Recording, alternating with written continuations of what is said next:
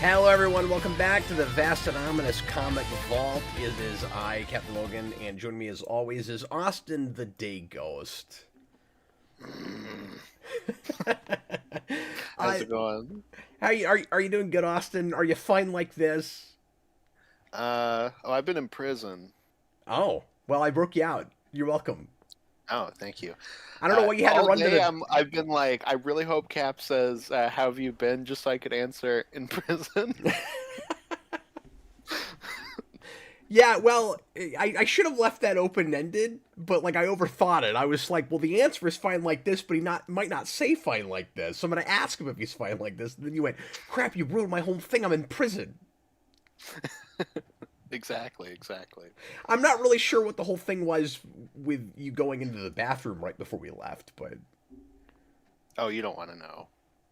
it sounded... That's actually just regular shenanigans with me. It sounded horrible. Big figure. Yeah. You are It's very much my kind of a thing. Yeah, you're a big figure, Austin. Oh. Cap. I didn't mean it like that. You got an acid tongue. I don't know what it meant. Anyway, tonight I don't know what's happening. You guys are gonna have to bear with us this evening because Austin and I have spent a lot of our day trying to catch up and finish reading Watchmen right before we do this show. And as a lot of you guys will know, long book, very wordy, very heady.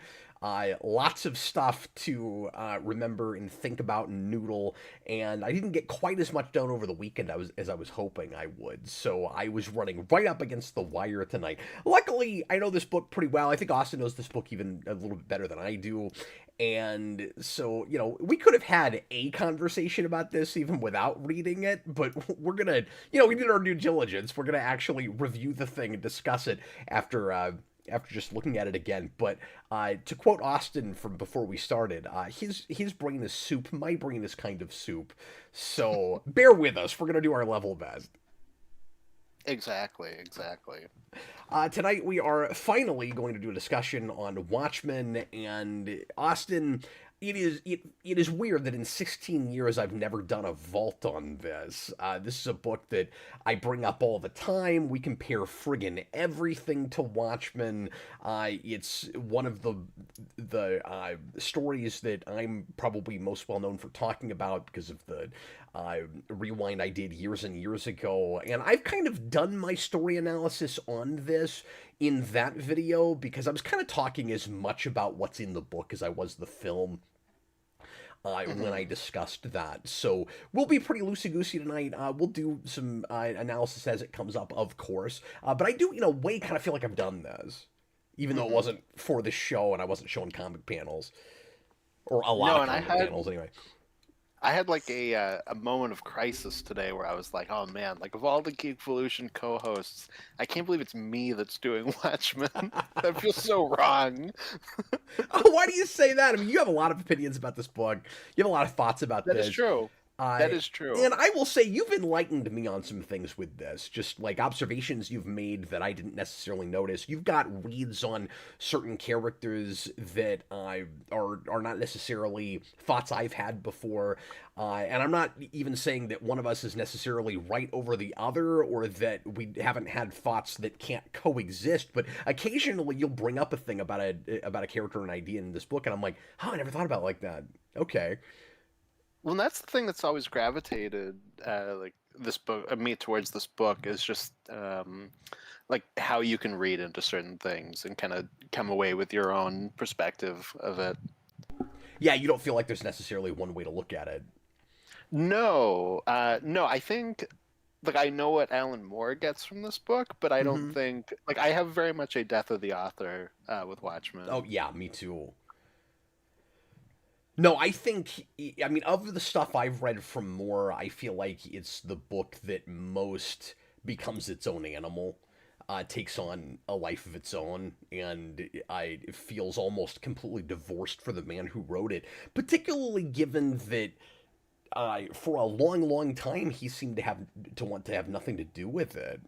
Not just in not wanting to see it adapted or not interested in adaptation, but I don't want to say he's totally disavowed it, but it feels like he's kind of dismissive of it now. Like, it's not that's not my best work. I don't know why I'm so known for that. It's not actually very good. It's been a while, but I feel like we've heard this from him. Yeah, I mean, I think this is just a sore spot for him where That's all it you is. bring it up and yeah, I feel like that's a lot of what Do you it think it's is. because of creator ownership stuff, or do you think it's because I think it's DC's that. like made too much money from it? I think it's that. I think it's the way a lot of people reacted to Rorschach that's kind of like driven him crazy for like Oh, years. Things like that. I think it's just kind of all lumped in.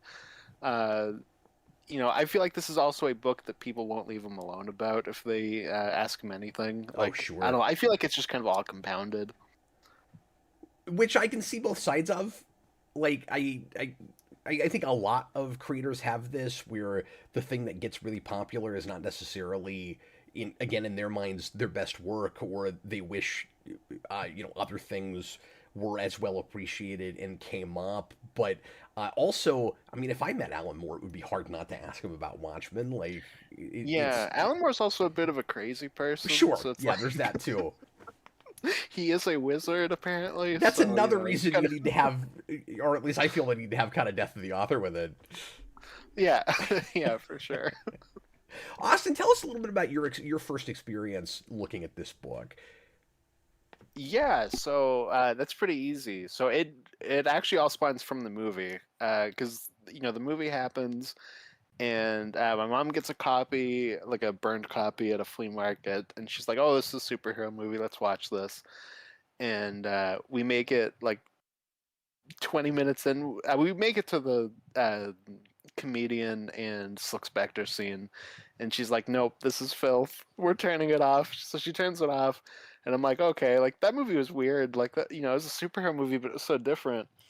And then I go to my dad's that weekend, and he's like, "Oh, hey, my cousin's in this movie. Let's watch this." And he puts on Watchmen, and we watch it, and we're both like, "Oh, this is amazing." So then I get the book because, obviously I find out it's a DC comic after that, and then I read it, and then I give it to him. He reads it. He gives it to his dad, and he reads it. It becomes like a whole thing in our family where we're all talking about Watchmen. And it was just like kind of like a big moment when I'm like 13. That's really cool. And then, so it was kind of a bonding thing for you and some of your Yeah, family yeah, members. exactly, exactly. I don't think my mom's ever thought about it again since she turned it off. But on my dad's side of the family, it's a whole thing. Which, in some ways, is an odd thing to bond over, just considering adult themes and how rough and sexual it is. But it's also such a thought-provoking book, and like we mentioned earlier, there's so many different ways to look at it that, in certain ways, I kind of wish I could show this to my kids earlier than I can, just because of all of the philosophical and ethical and existential and historical, et cetera, ideas. Because Watchmen is a book that's about everything. Like, if you want to just in real shorthand explain, at least thematically, what is Watchmen about? Human condition at all. I mean, Hmm. it's about everything. Well, it's also such an interesting window to like a very specific time Yeah, too. both in I was comics thinking and about just culture. Yeah, I was thinking about this today. Like, just in there's almost like an optimistic level to it now in how like, oh my God, Cold War scare this is. Where it's like almost like the U.S. and the Soviet Union are about to go to war. It's going to completely destroy us, and like the wall ends up falling only a couple years later. Like it's Yeah, this like exact moment in time. that's I true. find You're it very right at the interesting from that you're perspective right at too. the But like tail you're end. saying, you also have like the human nature part of it too. Yeah, you're right at the tail end of uh, big Cold War scare, Hmm. which Yeah, honestly exactly. kind of lasted. I mean, 30 years. I mean, like multiple decades. Uh, Hmm. like I think when you say Cold War, different people think of different eras just depending on how long they've been alive or what their parents' experiences were. Hmm. Because I think Cold War, and I'm thinking of like the uh, the videos about what to do in case the bomb goes off from like the 50s, and then this comes out in Oh, of course. 86. Yeah. No, there's like a long stretch where it's like, oh man, the US and the Soviet Union are going to obliterate each other. Yeah. And so you're right, like it's interesting how if the wall had fallen, 4 or 5 years before it did, you would have never had this book. Yeah, exactly. Like you couldn't have that perspective. It's just an interesting thing to me where it's like, like in terms of perspective, not to keep using the same word over and Sure. over again, but like your It's walls also a come book down, about perspective. if you will, and you can see the broader picture. Yeah, I think one of the reasons that you've made certain observations that I never thought about, and I'm sure those will become clear as we talk. I'm being kind of vague right now, but I think and I don't want to put words in your mouth, so tell me if you think I'm wrong about this, Austin. But it's interesting that you immediately went to place and time with this, because I tend when I think and talk about Watchmen to think about the bigger picture ideas, and I think you go much quicker to history and publication and all of that, and like. Well, I think too, like I'm just like very interested in history too, so it's Sure. like the alternate history aspect of this book is a big thing that latches me in like immediately. Yeah, no, me too initially, and then after that, it's always been more of the bigger hoity-toity, like philosophical notions and the questions of ends justifies the means versus virtue ethics, and the question of like you've got you've got everything. You've got nature nurture. You've got the just everything.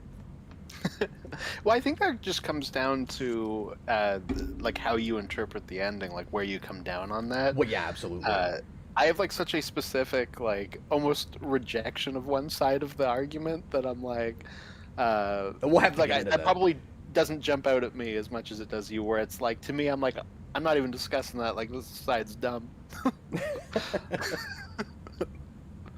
Well, we'll get there when we talk about Absolutely. when we talk Not about that I'm like going to tear down discussion, because no, we're absolutely going to talk about it. Well, because I've always appreciated the ambiguity of that ending, and when I first read it, I thought there was a obvious place it had to go, and then the more I thought about it, I was like, well, it could go certainly different directions, and it didn't feel like a pretentious kind of ambiguity. No, I agree absolutely, and it's why you can't do anything after this. Yeah, you really shouldn't. The only thing you could ever do for more Watchmen, and I still don't even think we should have done that, is prequel stuff. And so before Watchmen was in its way within bounds in my brain, it wasn't a thing I ever wanted or needed, and some of it is decent, and some of it is totally pointless and kind of awful. But if you were ever going to do anything, that was the only thing to do. And of course, they milked that for all it was worth. They're like, I'm surprised one of the Bernies didn't get a miniseries. I'm surprised Bubastis didn't get his own one shot. I'd love that. I love a Bubastis. The Bubastis one shot. Give us a Bubastis show, James Gunn. God damn it. Well, he'd be. I mean, that's almost predictable, honestly. Exactly. Make it happen.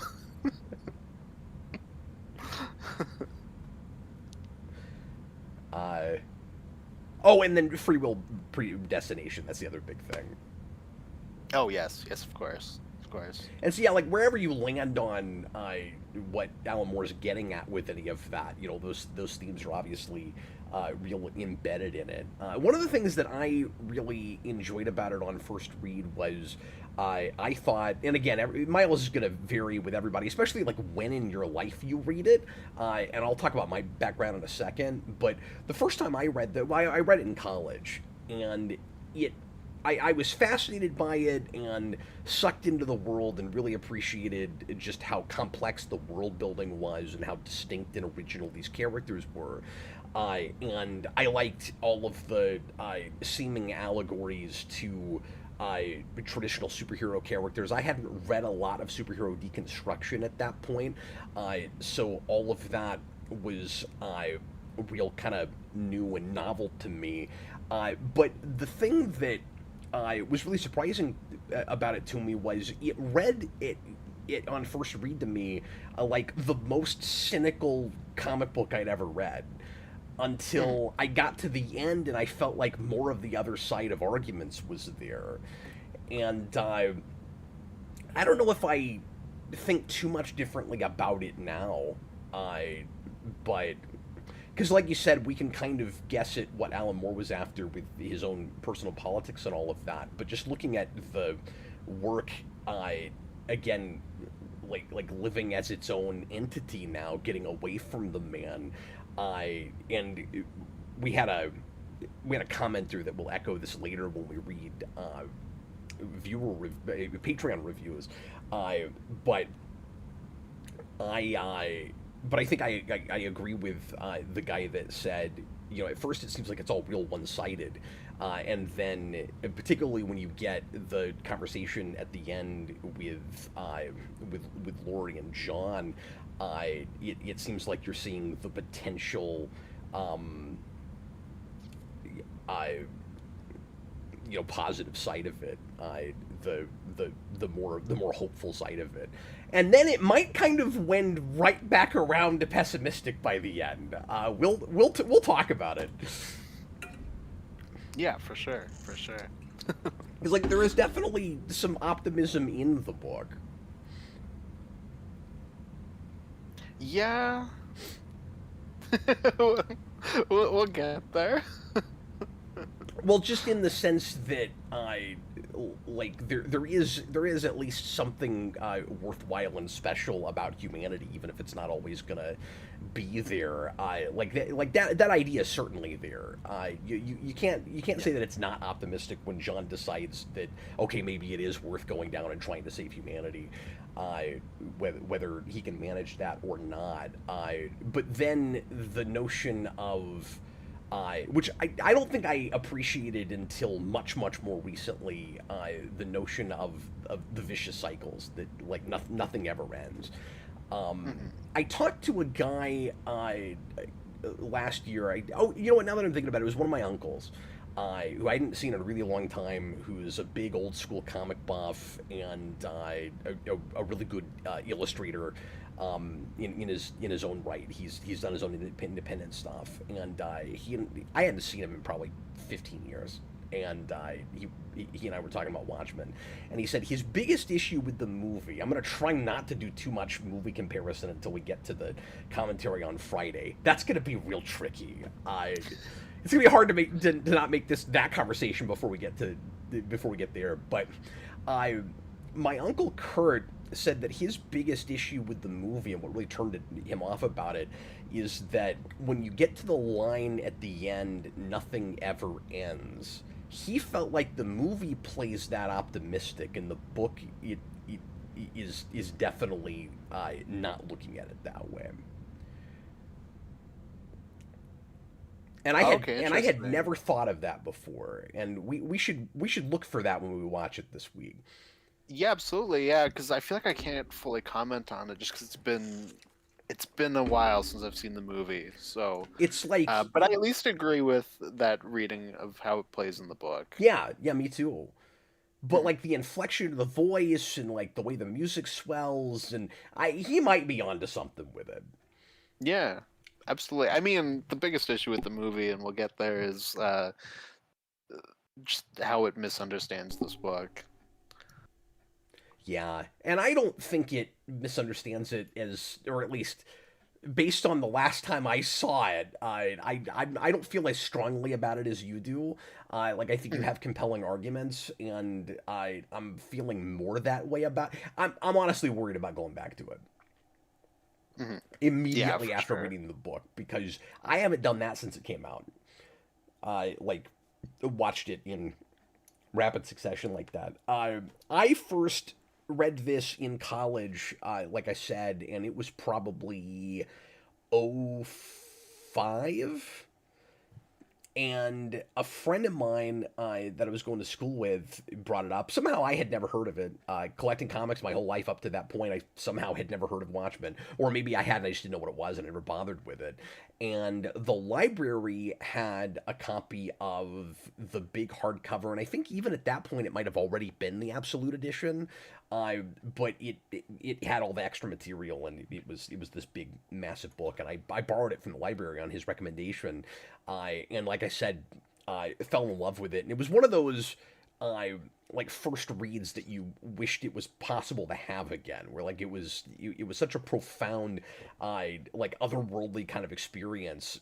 You're halfway through the book going, I'm not.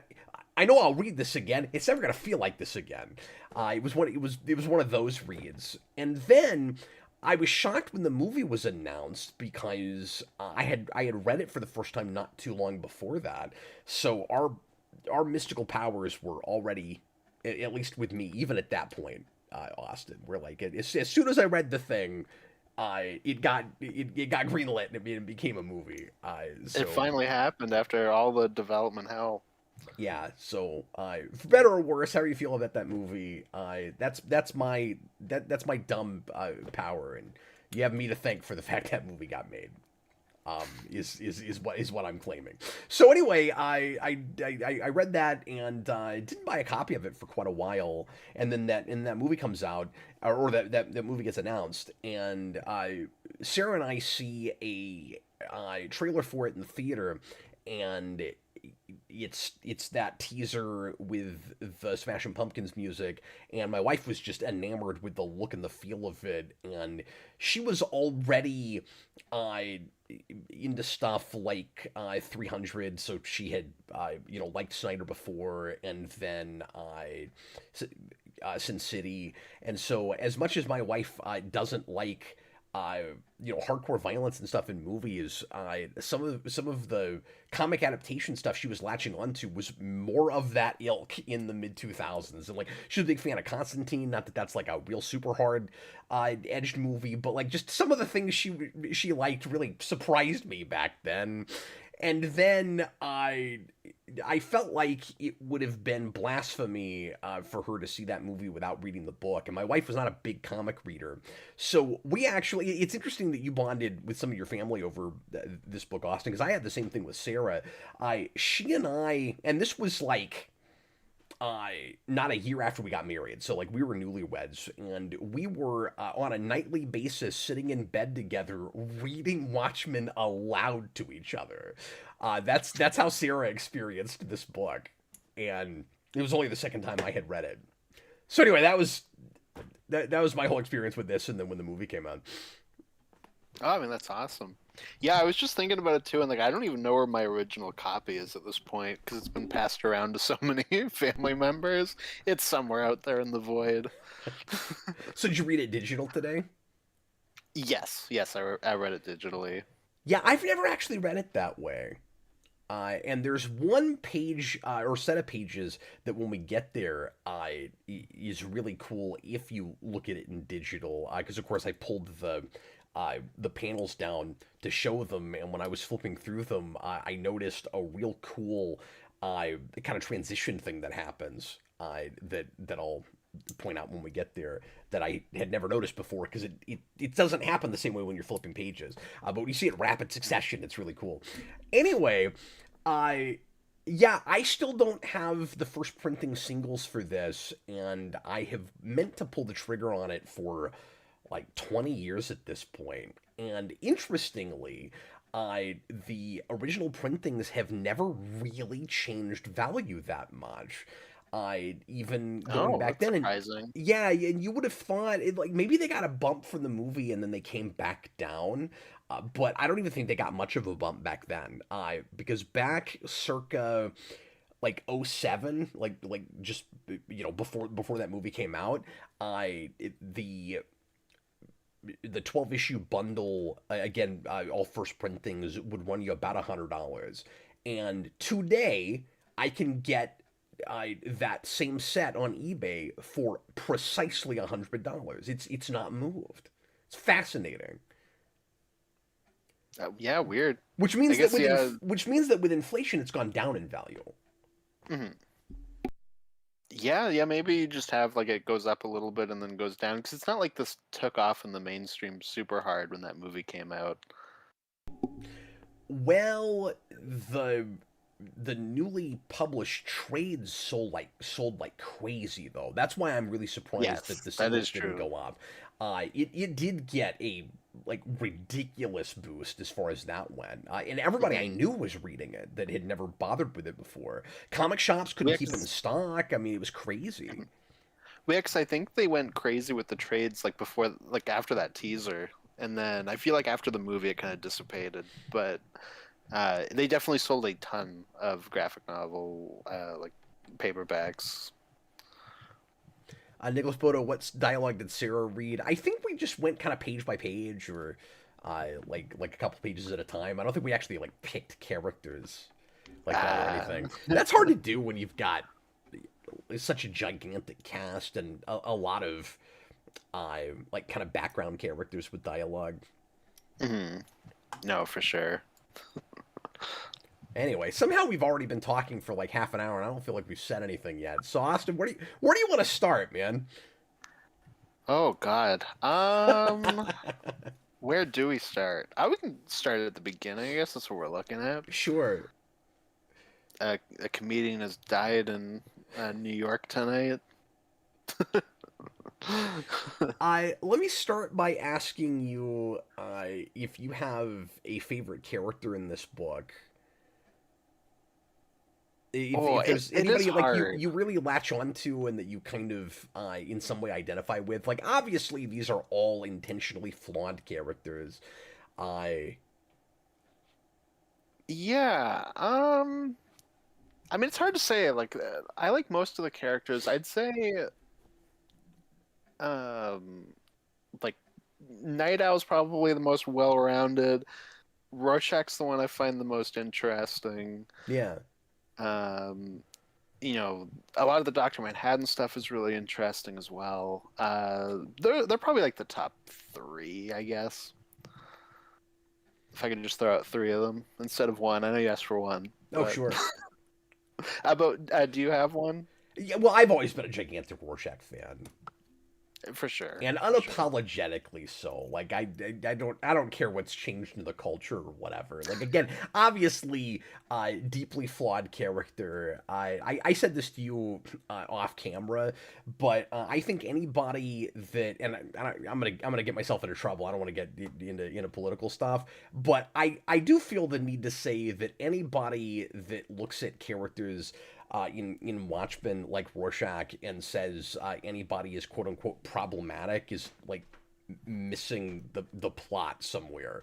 Like these are arguably none of them characters that are meant to be full on altruistic and heroic. Again, it's uh, like full on superhero deconstruction. Mhm. It's the most popular of the what if superheroes exist in the real world kinds of books, kind of questions. And yeah, there's supernatural stuff that happens in it, but it's trying to do that in the most like relatively grounded way it can do it in. And yeah, it's a super heightened reality. It's an alternate history, like you mentioned, but it's going, you know, shades of gray, human condition, the dark side and light side of that, and then it's saying we have a character in Rorschach that uh, is completely convicted in his principles and refuses to change and believes there should be no compromise. And then you have Vite on the other side that ends up being all about compromise and thinks that's the only way to save the world, but still thinks that he is a hero in his own right, in that he cares more about saving the world and more about the consequences. So there are uh, like necessary evils in the world, and to him, Rorschach would be the scarier evil because he would let the world burn for his principles. So obviously we're in. This goes without saying. We're well past the golden age heroes of these are all people we're supposed to completely look up to. So they're not allowed to do anything that anybody then or now would look at as morally bad. So if you don't like things Rorschach is doing, he's not meant to be a perfect character. Now he thinks he's perfect, but you're not necessarily supposed to think that you're looking at a heroic character. Mm. Yeah, absolutely. I mean, there's ways in which, um, I think he has those aspects, but he's also just like a scary person. Yeah, and I think he's And intended to yeah, be an extreme on the other side, just like mhm, Ozymandias is. Now, it's hard not to yeah, show your own, uh, like social colors, political colors, whatever, depending on who you most identify with this book. Maybe like people are gonna make assumptions about like there are things that I find somewhat admirable about Rorschach. Obviously, he goes way insanely too far, and he's got a massive psychosis. That's where all of that starts from. And I can sympathize with where Ozymandias begins and in how he gets to his worldview and the way he thinks the world needs to be saved. But I must admit that where he comes to, I find way scarier than Rorschach. hmm yeah, for sure. No, I mean that's kind of the frustrating thing to me about Watchmen in general. It's just kind of how boiled down a lot of the conversation and discourse around it like has become, where you do have a lot of like, oh, Rorschach's just a bad person, or he's just badass, and it's like, okay, but like both of you shut up. Like I want to talk about what's actually here. Well, and something that, again, you and I were talking about off camera that never comes up is how much both of those characters change within the course of their lives. that Yeah, that Rorschach and absolutely. Ozymandias both start actually on opposite ends from where they end up at the end, and that's not traditional character arc stuff. So they don't start in a place at the beginning of the book and then they have an opportunity for change and they take it. We're talking about where they are earlier in their lives before the story begins. They've already had that character arc. As the Oracle in the Matrix would say, they've already made their choice. And that's a thing that I don't think I appreciated really until this read. You also have to read Mhm. all of the back matter to get it, particularly with Rorschach. Yes, absolutely. No, it's very much in like the flavor text stuff, and Less so with some of that I Vite. just With yeah. Vite, it does come up in his like 90-page monologue at the end. I was gonna say yeah, because he goes on for like two whole issues. Yeah, he just doesn't shut up. And a lot of it's necessary, but oh my god, does he talk a lot?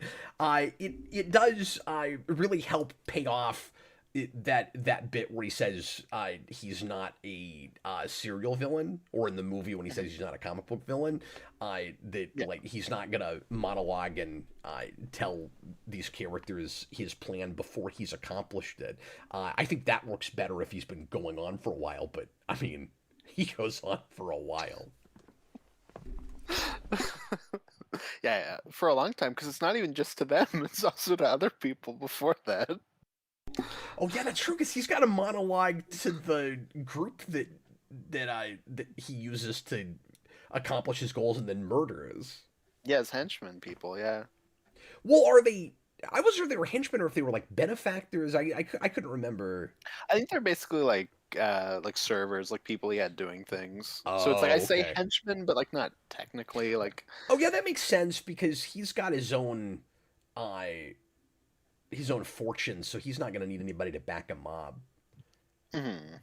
Yeah, it's more like these are people that he has, handing out things and doing stuff that he asks them to do. And then at the end, they were in fact people who died. Yes, exactly. Let me read Shabak's Lover's super chat real fast. Sorry, I missed Yes. that. Alan Moore and Grant Morrison both claim to be wizards and have put curses on each other. They don't like each other. Yeah, I have a like running joke that Alan Moore and Grant Morrison are Saruman and Gandalf that are like wizard battling in towers. and yeah, it's highly amusing to me. So yeah, they are both wizards. Do you think that they have as legendary of a rivalry as Peter David and Todd McFarlane did? Oh, even more so. Yeah, Even more so. Yeah. Todd's just ripping his shirt off. These two people are having full on like mythical battles in other realms and such. They're like that's Doctor true. Strange and Baron Mordo. Like, But I'm wondering how long these feuds have lasted, each of them. mhm. Well, considering they're magical, it could be like all eternity. Well, anyway,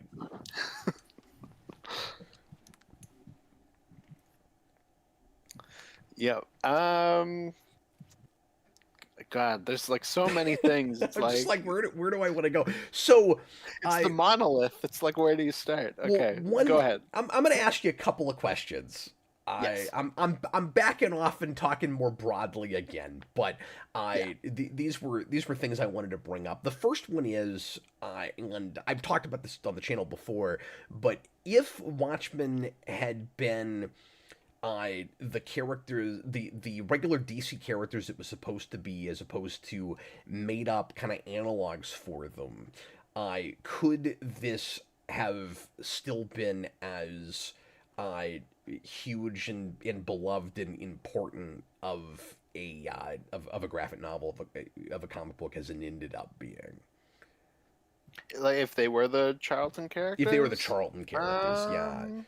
Because I Well, because it's I've hard. always thought probably not, but I just wondered what your opinion was on that. Because I always thought the originality of these characters had something to do with that. Where if it was uh, more like BC list superheroes that people not reading DC right then were looking at, I think it's possible it would have been a little bit more buried, regardless of how critically acclaimed it was, where it would have ended up just being for comic people. I think it transcended more, maybe because they were original characters. But I don't know if you agree with that.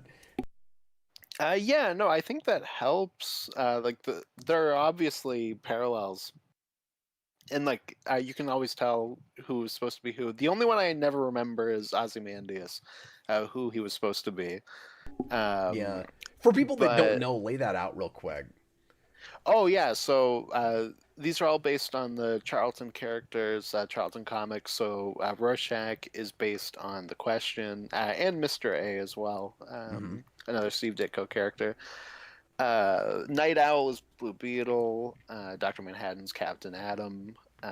Silk Spectre is Nightshade, and the Comedian is Peacemaker. Isn't that crazy now? Now that people actually know who Peacemaker is, because for the longest time I didn't remember who Comedian was supposed to be, because that was just a Mm. character I wasn't familiar with. Yeah, no, it is crazy now that like he does have a huge life outside of this, and like bigger than the Comedian at the very least. I don't know about Watchmen, but definitely I'd say bigger than the Comedian.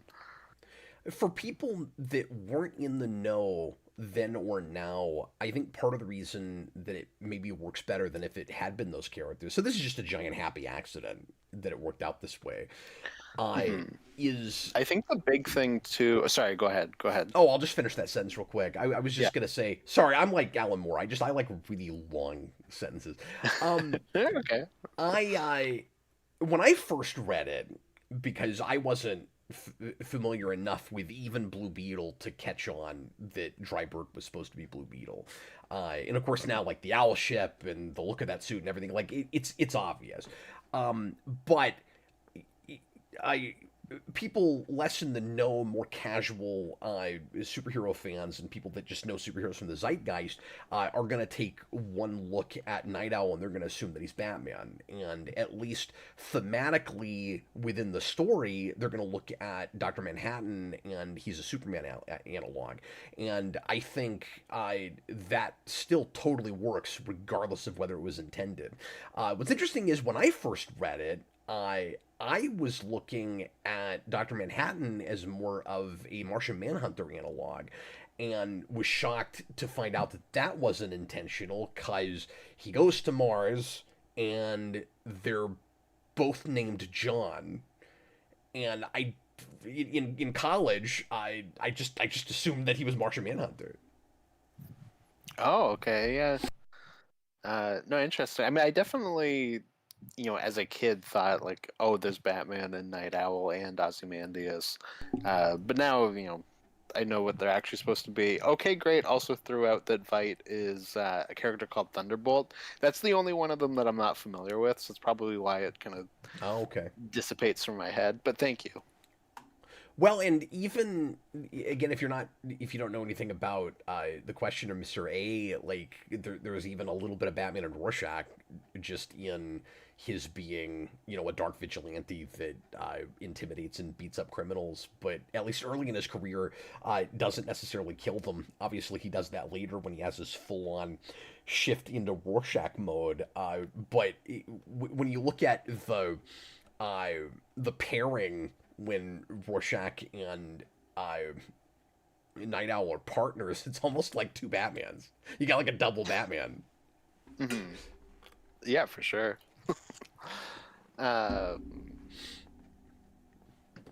Uh, oh yeah, the other thing I was going to say too with that is yeah, I think Moore was probably allowed to go further with just it being an original um, idea, and if it were those actual characters, um, DC would have milked it so much harder because they'd be Mm. in like regular continuity.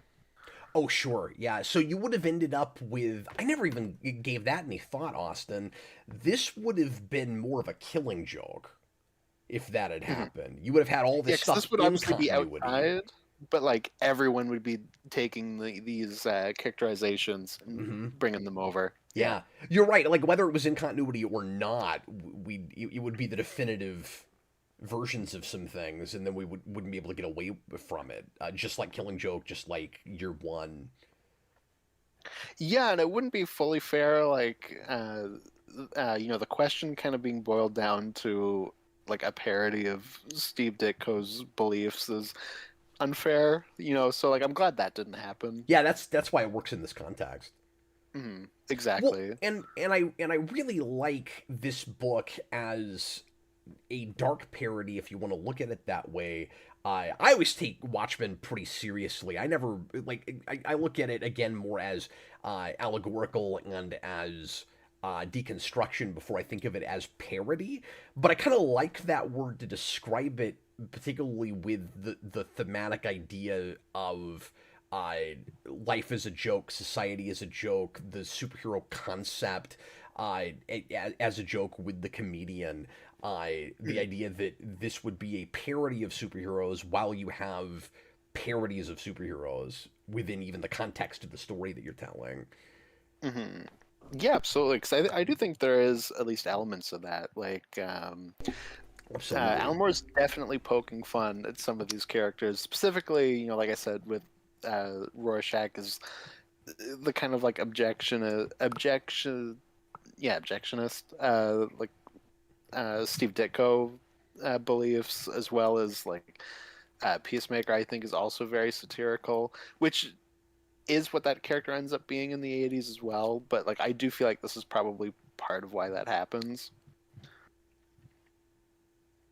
Yeah, I've again, it's been a while, but I feel like I've heard Alan Moore talk about how I he never wanted to see this kind of thing become the mainstream of what we do with superheroes. That like, and in that way, he almost disavows it, where it's like, superheroes are supposed to be escapist and more or less for children, and then a lot of the stuff he did with it was for adults and deconstructing it, but he wanted that to be the exception, not the rule. And Mhm. to a video we made last year, Watchmen ends up, or maybe a couple years ago now, Watchmen ends up being one of those great things that ruined everything. Yeah, and Alan Moore's weird, like hypocritical about things because you have stuff like that, and then he'll also be like, "Oh, you can't adapt my work or whatever." But then, like all of his work, or like a lot of it, is adapting other material. Like, I don't know. I feel like he Yeah. says a lot of things that he doesn't actually He's, follow. he says a lot of things. I just always thought it was. I mean, speaking of hypocrisy, I always thought it was interesting that he would say that when the majority of work I've read from him is deconstructing superheroes, and it's like, well, what did you hope your stuff would never take off and wouldn't be influential in any way? Like, did you expect everybody to look at it as like a side thing that doesn't count? It's like, I don't know. In your way, are you selling yourself too short? I've never know what to do with that. It's like if a lot of the body of your work was going to be like really seriously commenting on this stuff. I just always thought it was very odd that you would then say this isn't what superheroes are supposed to be. I was like, well, and I'm like, okay, but like name one just throwaway regular Saturday morning cartoon-esque superhero story Alan Moore has ever written. Like, it's not what he does. Lost Girls. No, I don't know what that is. don't look it up. Like, is Swamp Thing's not like that? Is Superman's not like that? I mean, like, go down the list. And I'm not even complaining. And also, I agree with them that this shouldn't be all we have. And there'd be, plenty of variety if he and a couple other people were the only ones doing it. But you get to the point where it's, especially now, where it's just the mainstream of what we do, to the point where we don't even know what we're deconstructing anymore. Like, you've got to have the main thing before you know what you're riffing on.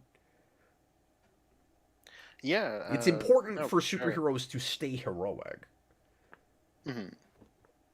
I did a couple Superman things, I guess. This and Whatever Happened to the Man of Tomorrow have like very similar endings too. Very similar ending scenes. Not that the endings themselves are similar. But even that, I would say, isn't just like your standard throwaway superhero story.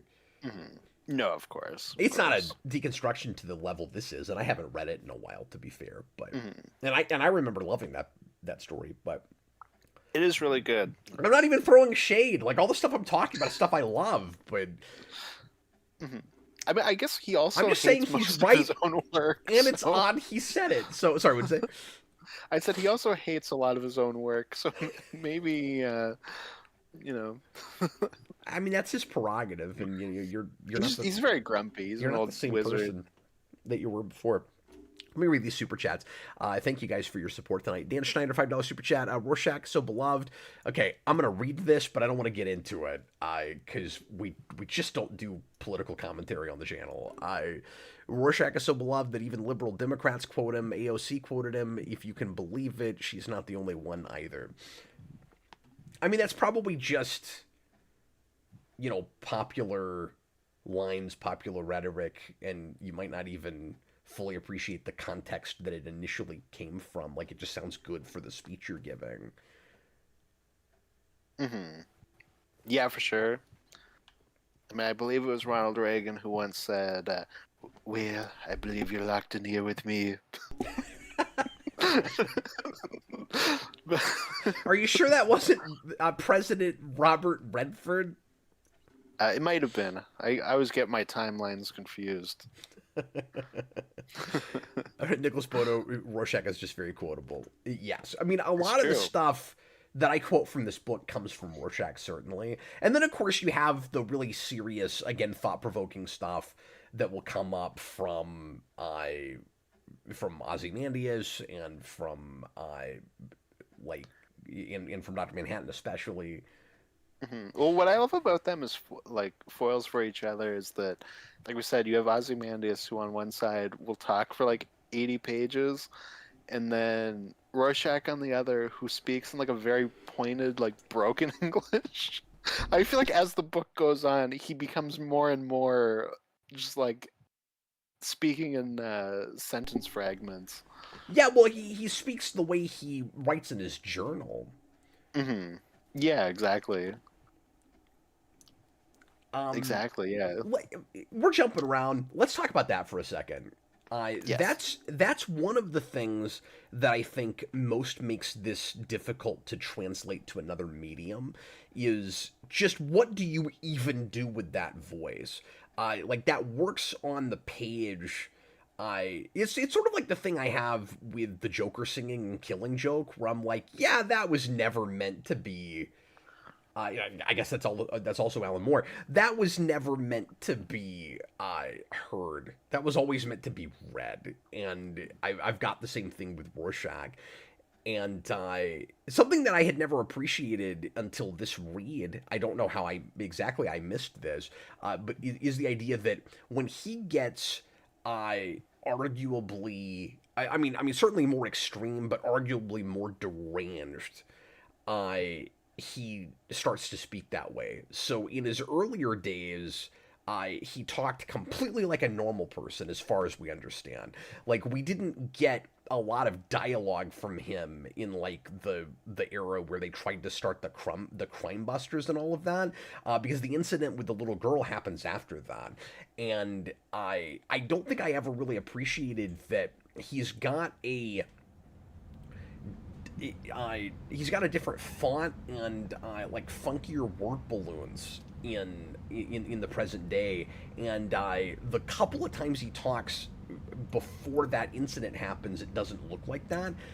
That's really important, and I think that's why it's translated as just like gruff Batman voice in the Watchmen movie, and it's like I get why people don't like that.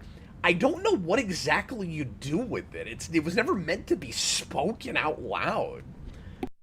Yeah, I mean, I feel like he's got a very. I mean, in the scene, I think Laurie says it where she says she hates his like monotone voice. I feel like he's got almost like a detached, uh, kind of voice. Like if you were to go to a Batman voice that we've had in the past, Pattinson's probably the one that I hear closest for Rorschach. That kind of like whisper Mm-hmm. uh, type thing. Like it's more of that, I would say, as opposed to just like growling everything.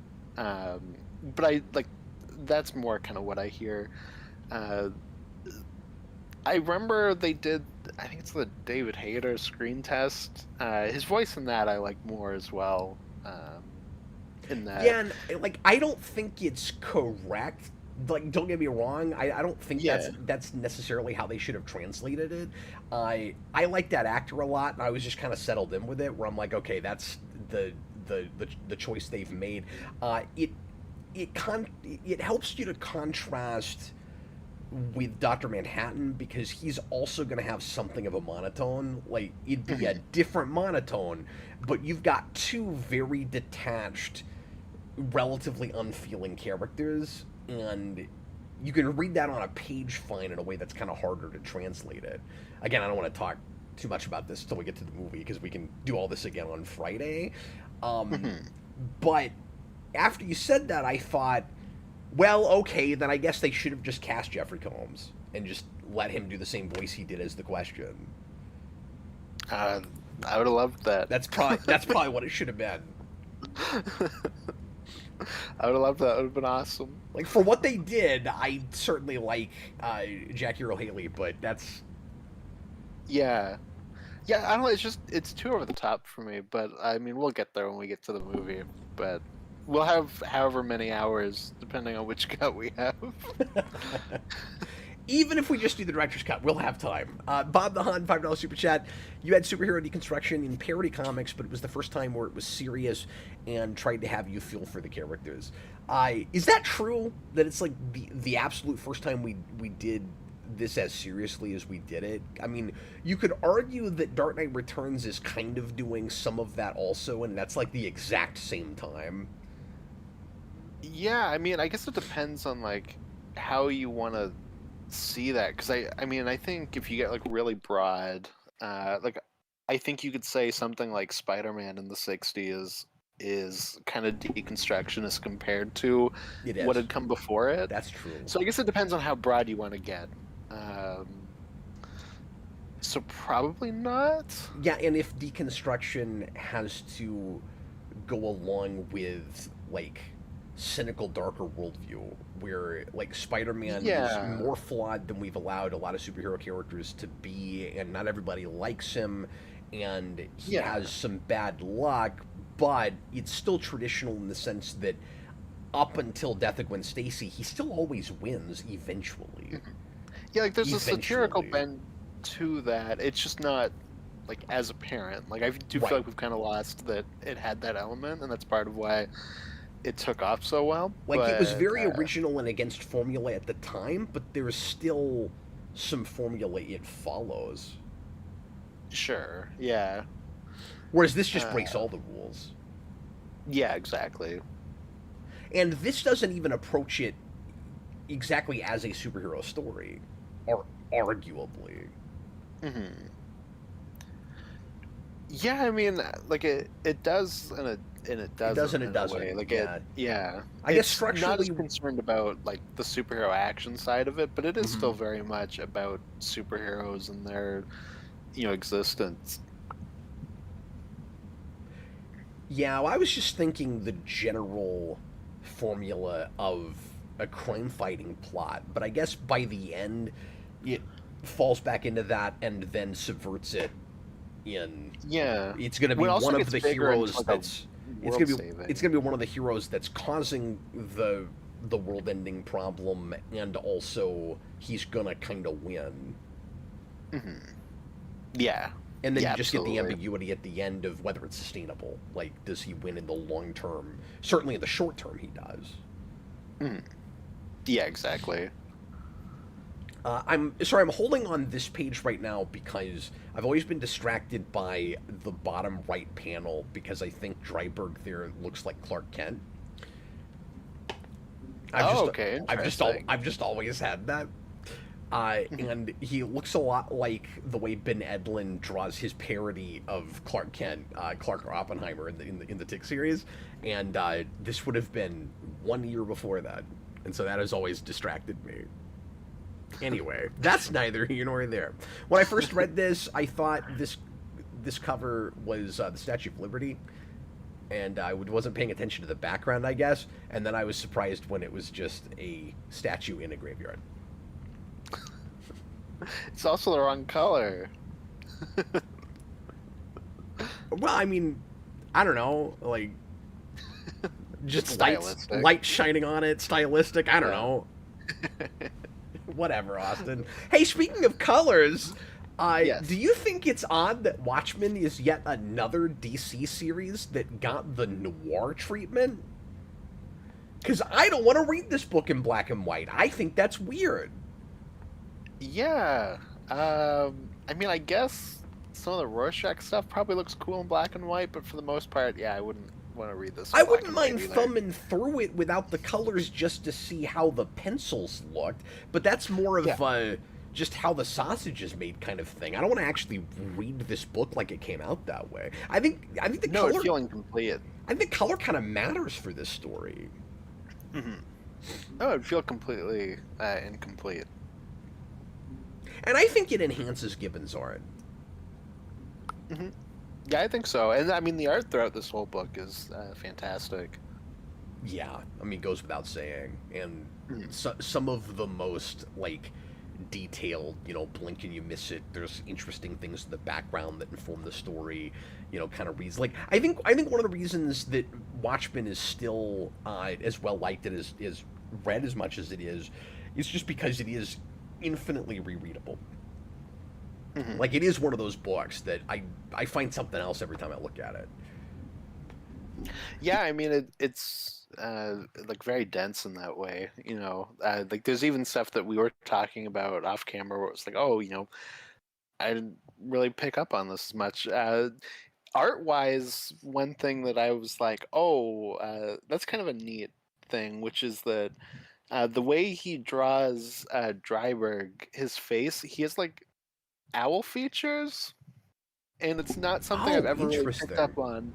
In that he's got like the kind of big eyes from the glasses, and he's got like a big nose, and the way the lines on his face look sometimes, I'm like, oh, like he thought of that while coming up with that character design, It's even out of and I thought that was costume. pretty neat. That's cool. Yeah, well, like there's an element of owl built into just his look in general. Chewbacca's Lovers had a $2 super chat and just said the voice in the motion comic is really good. Um, it's I've never been seen that. just forever. I thought though that the motion comic I was entirely voiced by one actor. I thought it was like one guy, and like even did the female voices too.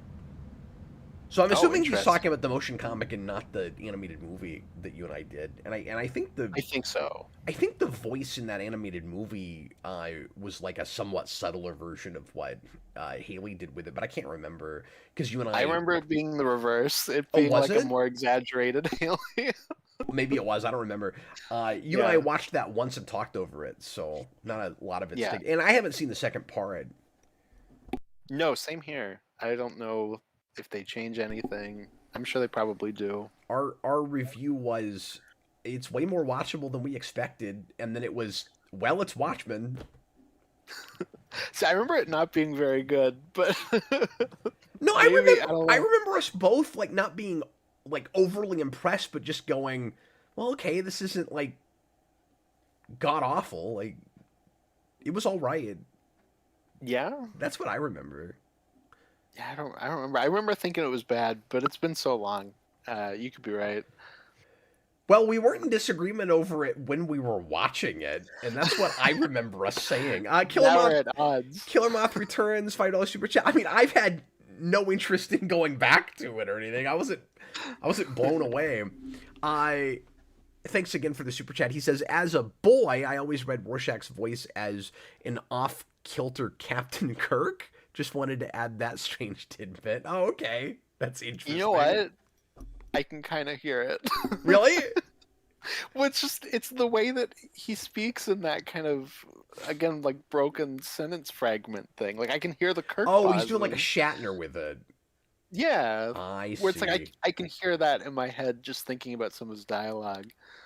That's funny. That is funny. The other kind of broad question I wanted to ask you is, as much as Mhm. clearly we both admire this book, do you think, as some folks do, that it is relatively, I'm saying relatively again, overrated?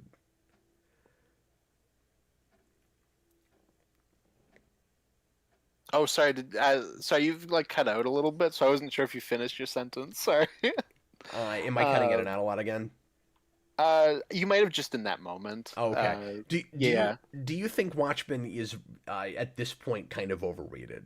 Because we hear people say that some. Overrated? Yeah.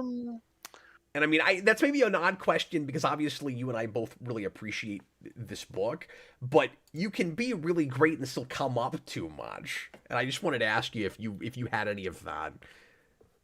Yeah, I mean, it's hard to say because, like I said, I feel like a lot of my annoyances with Watchmen as I've gotten older come more for discourse about it. Yeah. So it's like as a book, no, but also I feel like a lot of the time when I'm talking with people about it, I'm like, I wish we were not talking about this. So like, are you So like, are you sick of hearing about it, or are you sick of hearing about it the way people talk about it? And what are the things? I don't want to get too much into that, but just what are two things like what comes up that irritate? Like, is it that people just look at it differently than you, or that they no, it's like big. what is it? Do you think they I would misread the say, book? Like, yeah. I mean, I think there's just things, and this is what happens when you have a movie that's like slightly different, and then you have like a big show that's very different. Where I feel like you have people who are very familiar with those things, and I just remember when the HBO show was coming out, talking with people and being like, "Oh, like this is all the stuff that's wrong," and people were like, "Well, no, like all these things the show gets wrong, that's the book," and I'm like, "But it's not. Like undeniably, it's not." Um, and I don't know. I feel like it just kind of polluted the well, where it just became frustrating to talk to people about it. Where it's like, oh well, yeah, of course Rorschach is the KKK. Like he basically is in the book, and I'm like, but he's not. Like, Yeah, I'm he's got sorry, his just issues in the book, that's just but factually like, inaccurate. And like, you don't have to like Rorschach or some of what he stands for, but like, I don't even see how that's true. yeah, and it just a lot of that stuff became frustrating. So, but in terms of just as a book, That's not even oversimplifying it. That's just making stuff up. yeah, which it reminds me. I was thinking about this the other day. It reminds me a lot of. That's probably the What first does time I Rorschach ever. have to do with sorry, I'm gonna get in trouble here. What does Rorschach have to do with anything even remotely racial? Well, it's because he reads that newspaper that's more like right leaning, so then people add Yeah, that okay. to it, and So he reads a I right think leaning there's elements of newspaper. that in the book with it, but the newspaper they also make very apparent that they will just print anything. Right. Uh, And without we see reading it that first. constantly without reading it first. They will just print things. They don't And care. then the only people that Uh, give them stuff are right wingers, so you get the more extreme crazy ones. So like obviously that magazine yeah. is stupid because that editor is lazy. Yeah. So I think there's just certain things where people, I feel like, in terms of that, aren't fully willing to like engage the book fully as a whole, and that became frustrating. It reminds me. I was thinking about this the other day. It's probably the first time, maybe not the first time, but like the biggest time and the earliest that I can think of that I experienced that kind of thing that we saw recently with the new Fantastic Four, where you would go, oh, it's weird that this is what we're doing with Silver Surfer, and then you'd have people immediately go, well, she's been Silver Surfer in the comics, and it's like, yeah, like twice in alternate universes, For like like a couple panels that nobody cared for like about. a couple panels, exactly. Yeah. You know what I mean? Like it, just I don't know. I'm rambling, And then so both sides find themselves yelling at each other saying read comics then and yeah. exactly. And we But would I'm just and rambling, I think so you're right. We would maybe not be in this place so much if we just had not made more Watchmen or adapted it so much. Like if Watchmen was just a book, like there would still be some revisionist stuff and people looking at it differently through a modern lens. We do that with everything, but yeah. Well, I think with Rorschach specifically, I think the reason it happens is because the movie happens and Snyder is like so like deadlocked, like I love this character, he is the most badass thing ever, and then we counter corrected where you then had people going like mad that that happened, and then they took it too far. I feel like that's probably part of why that happens. that does happen But a lot. yeah, so I don't know. But anyways, let's talk about this blue man and his thong. I Austin, talk about your read on Doctor Manhattan because I think particularly with his backstory and his big issue where we're jumping around with time in him. With him, I think you see it differently than Snyder and Mhm. possibly lots of other people. Yeah, no, for sure. So my thing, what I find interesting about Doctor Manhattan, and the movie I think doesn't get this, is that I think when John comes back and he's blue now, there is an element of his humanity still with him, and we slowly kind of see that drop over time. I think that happens both just in how he talks and how he grows more and more distant as time goes on, but it's also visually shown in that when he comes back, he wears clothes, and we slowly see him lose that over time, where it's like he's in like a full body jumpsuit, and then his pants are gone off it, and I think the arms as well, and then eventually you just have the underwear, and then eventually he can't even be bothered to wear clothes. I think that's like a big visual showcase of that. Um, but like you also have it in terms of he comes back and he immediately gets with his girlfriend. He's still with her, and then he sees like a new girl that he's like, ooh, my current girlfriend is growing older. Like, look at this new younger girl, which is a bit creepy because I forgot she's 16. But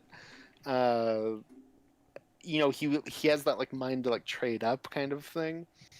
It's like there is still humanity in him, and we're just like slowly good watching good him lose and it to good the point. and bad. Like Good and bad, good if and he was bad. totally stoic and detached, he wouldn't care who he was with, or he might not even feel the need to have a mate of any kind.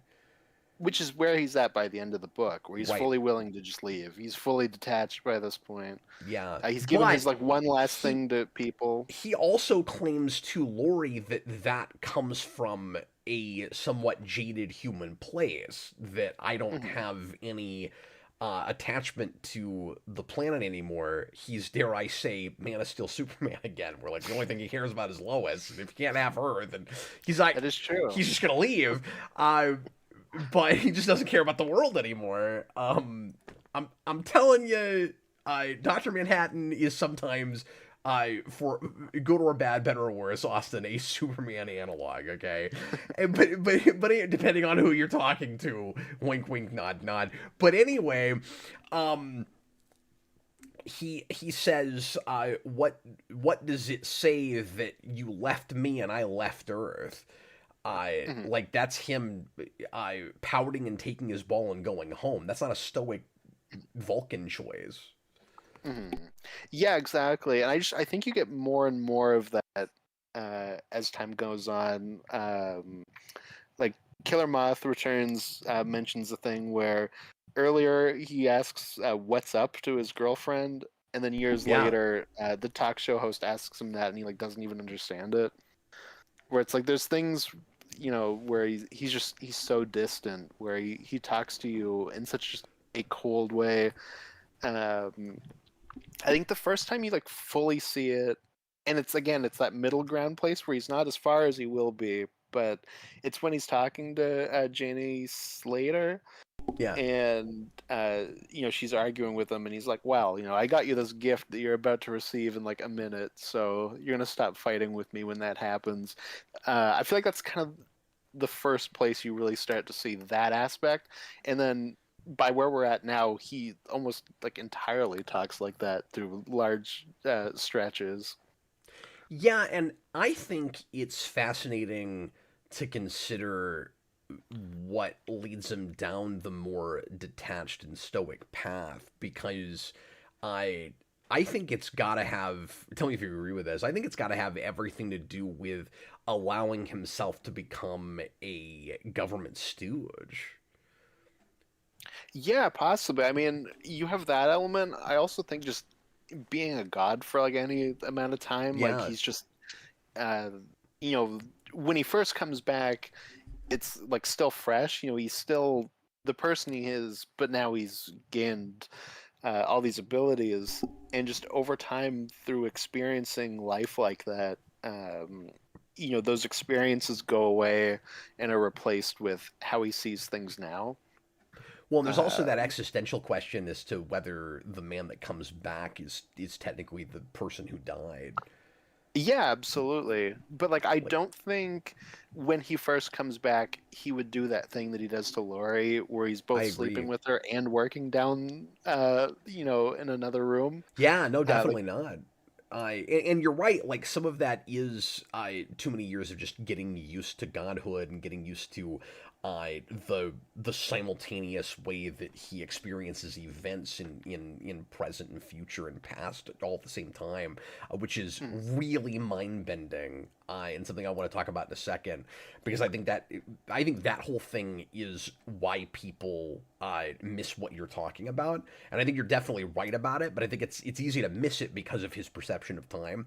But I also think that some of it has got to be, he sees the worst in humanity in what the government takes advantage of him to do, and he allows himself to do that, and so that's gotta make you hardened and more detached. And like, he's not just feeling like a god, but this is a weird paradox. He's being used to act like a god almost against his own interests. And so he's like above people and being used by people at the same time, which has just got to really screw you up. And then he's working with Blake, who's doing all of these horrible things, but also is understanding everything that's like contradictory about the human condition, and so he's seeing up close how fragile and screwed up and strange the human condition is. So that's also got to be part of what leads him to, yeah, I don't actually care about these people anymore. Mhm. Yeah, well, to the point where, and it's something that's hard to even imagine just reading the books. You don't really get to see much of it. But he used to do, like nightly patrols like a regular superhero, where he would just walk That's around town true. stopping crimes, and like I can't even imagine that. I like what Senior Stick said. He said, honestly, he's beyond bored. He needs a Game Boy. Exactly. I'm sure that's the first thing he built on Mars. Um, I think some people might not even, because I didn't for the longest time, Austin. And again, I think you're right about it, but I think a lot of people might not even realize the progression that his character takes.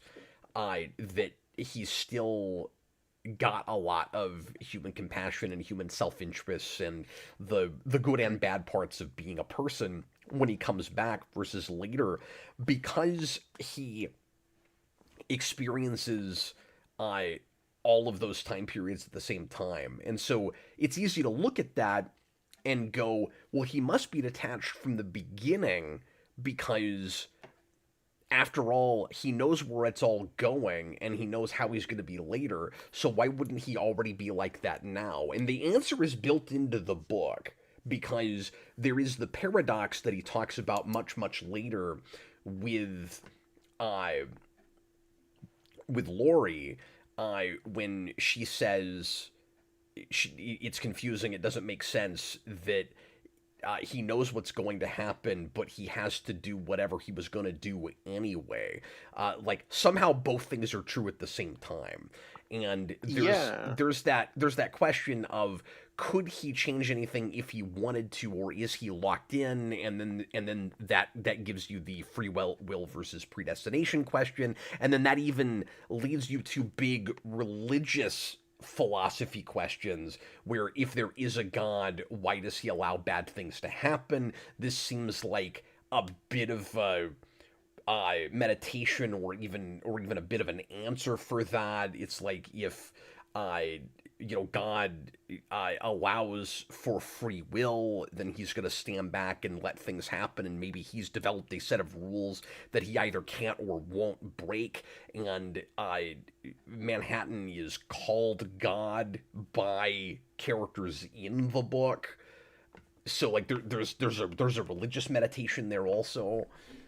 Yeah, well, I think too, because the issue where you really get to see that shift, where we go through his backstory, is also narrated by him in the present. So you have that like detached narration, and then you get to see like how his dialogue's kind of shifted over time. Yeah, So you do have kind of both at the same time. So I do think it's probably that probably uh, throws people off. yeah, you can miss that because you're seeing both at the same time. Absolutely. I Yeah, I think what makes the paradox there really mind bending to me is the fact that he is simultaneously not able, or doesn't think he can uh, do anything except for what he knows he's going to do, being able to see the future. But he also, in the present, can tell you what's going to happen later. Like, you would think that butterfly effect, that would change what happens, where like Mhm. he's able to say this is what will happen and tell a person, and it still happens anyway, which kind of suggests that it is preordained and there's nothing you can do about it, because either, no matter what he says, the same actions will occur, or because, and remember the way he talks about it, time is not a thing that moves forward. It's just a, like, object that never changes, that is always happening all at once. And so that would suggest that I there's no version of events where he didn't tell a person what would happen later. Like it's not like it's not like now a second timeline or something. Like he always would have done that, which means he's not actually altering anything by saying that because he always said that. Yeah, no, because it's part of it. My brain explodes when I think about stuff like that. Well, Andy tells you the book's gonna end like 4 issues before it happens. Oh, that's true. There's a lot of foreshadowing to everything in the last issue. I did not remember the page with the artist that's drawing the squid. Like 3 issues before the squid? I think maybe even more than that. That might be like issue 5. I didn't remember that. Yeah. No, it's crazy. Because I remember reading that because, like I said at the beginning, I just knew the movie. So I was like, what the heck is this? Like, what does this have to do with anything? Yeah, that must have been hilarious. That must have been really weird. Yeah, exactly. Senior Stick says he knows before he knows. Well, and I also think it's important to note that without the plot device of the tachyons, you couldn't have the conversation with Lori on Mars. Like the whole ending would be impossible if he knows what's going to happen. Like that's a necessary plot device. Yeah, yeah, absolutely. Do you think? Because like he can't know he's gonna have that realization that Laurie's father was the comedian, and he can't know about the squid, and so some of that is convenient and like it's a little selective because there are some things that he does see in the future and other things that gets missed with the whole tachyon thing, and that's kind of a gimme for me. I don't know how else you'd do it. It's impossible to write a character like this at the end of the day. It is. And not like and have it be fully consistent. Just and like not have any gimmies. It's like just time travel rules in general are like impossible to keep totally consistent. Well, yeah, and just having anyone that can, say something's going to happen because they can just stop it, But yeah, like in terms of this, you also have that free will aspect of it as well.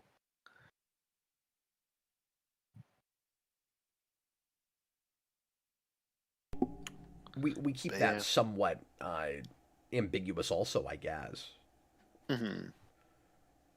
Yeah, and I mean, like in his world, it probably is just he can see all of time, and nothing changes. And for us, I mean, it's kind of at the end of the day, the whole, are we just like synapses firing?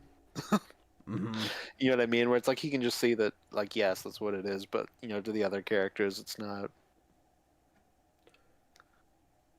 Yeah, because I don't think he ever changes his mind about that, but he changes his mind about whether human beings are interesting and worth preserving, and any more interesting than anything else out in space.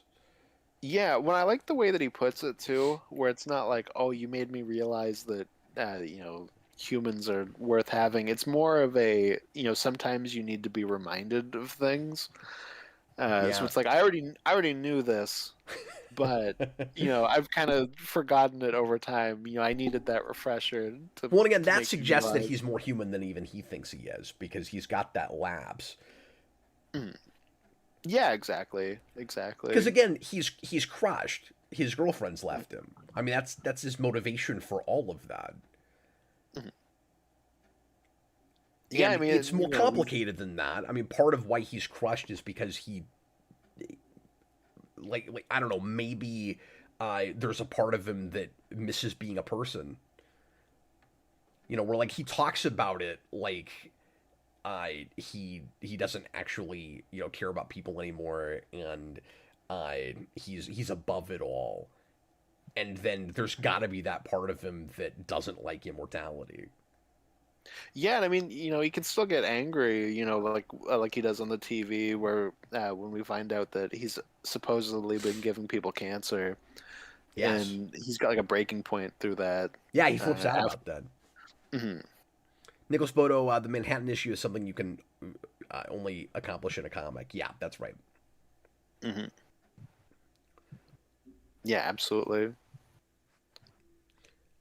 I if you were doing this um as like a TV miniseries, animated live action, whatever, and you were able to devote a whole half hour to it, you could get close. Hmm. Yeah, you maybe wouldn't have as much of like the repetition, I guess, maybe, but Yeah, I you'd don't have to know. redesign it to some degree, but you could at Yeah. least let the events unfold in the same order. You know, Hmm. like Yeah, you absolutely. could still see it that way. The first time I read this, one of the things that I really admired it for was structure, and how well it I keeps track of everything with how often we're flashbacking. Like there is some nonlinear storytelling in this, and then there's a whole lot of just like jumping back and giving us events from from earlier periods. And then you find out that when you get to the Manhattan issue, that a lot of this is about perception of time, which really justifies how much of that we're doing. But there's also, so it's nice that that's baked into the story and it's about that, but it's also just necessary with how complex these characters are and how much time we span. We didn't really talk Mhm. earlier about the what's the word I'm looking for? The idea of like legacy heroes, but that's also part of the initial Charlton character idea.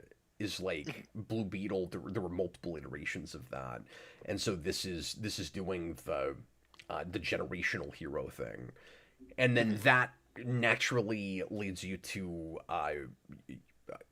mortality themes, and so it's kind of neat, like in being the first big or arguably deconstruction superhero thing, just how much mileage he gets out of just thinking about how it would affect like flawed human beings with all of the issues that we all have if we actually had all these things. Yeah, absolutely. Um, no, that's such a strong aspect of it. Absolutely, is the structure. Even just in terms of, uh, obviously being a grander whole, but each issue kind of feeling like its own thing. A lot of the time, it's not. It works better for some than others, but I do think he's got a strong command of that at the same time. It's very just well crafted in that way. Yeah, I was blown away by that the first time I read it, and how I Mhm. wasn't having any difficulty tracking characters and remembering who people were, uh, Mhm. and that's also really impressive considering we alluded to this earlier, how much more I like changes characters from who they are decades earlier. Where like everybody, I maybe not everybody, but most of the principal characters have really dramatic uh, changes from earlier in life to where we meet them here. And it's important to note that you've got this long history of superheroes before this, and you've got the Keene Act where everybody has to stop being superheroes, and so by the time we meet most of these characters, they're in their 40s, and then you even have a generation from before that that's elderly. Sorry, kept your cutting out a little bit more on my end. That's all right. I'll go ahead and hang up on you. Yeah, Call you sorry. back.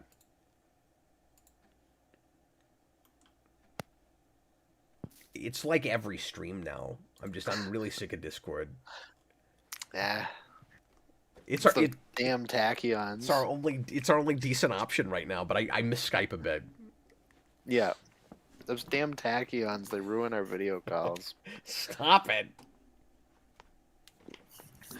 Something else I wanted to mention. When we were talking about foreshadowing stuff, is just I things that now that I know the book really well seem like they should have been obvious to me but weren't the first time I read it. Mm. There's a lot of that with this book. I I always want to complain about how obvious it is that Ozymandias is the villain, except I didn't call it the first time I read it. And I Yeah. don't know how I didn't. Yeah, that Rorschach's identity, Mm-hmm. and some of it for me, it's hard to Rorschach's say because it's like you're identity, looking at which movie more, versus the it's book, brilliant. but He gives it to you on the third panel of the first page. yeah, it's right there. There he is. There's Walter Kovacs. Like, obviously, you haven't even met Rorschach yet, so on a first read, you're not going to know that. But But we still, like directly transition. It's like him in that exact pose, and then Rorschach in that exact pose. and we go back to him multiple times. Yeah, no, he's this guy that keeps popping up, and we keep making a point of how we don't know who Rorschach is. It's so obvious. I do appreciate that the movie also does that. Yeah, and that one specifically, I don't think I called, but it's hard to say because you're looking at movie versus a book. I think Ozymandias I did, but it's so much more If you obvious in saw the the movie. movie, yeah, and my biggest issue with that movie is how he's handled, because I think literally everything with Ozymandias is wrong. But he's just so mustache twirling, and like the way he talks, it's like real nefarious villain. What is your read on him in the book? Because I always see him as very like charismatic and almost, I don't know if I want to say, because obviously he's more posh and intellectual than this, but just in the way he carries himself, almost like TV talk show host or something. Like, Yeah, I mean, the first thing that comes to mind to describe Ozymandias for me is self-righteous. So right. yeah, like very much that kind of I don't know, like host person, kind of putting up like a front at all Yeah, times. because I think when you meet him, like if you were to meet the guy, you would get like confidence and cocky, and you might even think narcissistic to some degree. Mhm. But I don't know if you would pick up on self righteousness right away. Like that is what that character is. But I think No, he that's more by the end, like knowing projects. everything. Yeah, and that's the thing is, they give him that from the start in the movie, and it makes everybody around him stupid Mhm. for not picking up on that. And that we'll talk about this on Friday, but that drives me crazy with him. I think I didn't really think about this until this read, Austin, but there are places where he has uh, so much uh, seeming empathy for people, and I think he has actual empathy, and then he's able to put that away in order to do what he thinks is the necessary evil at the end, right? Particularly in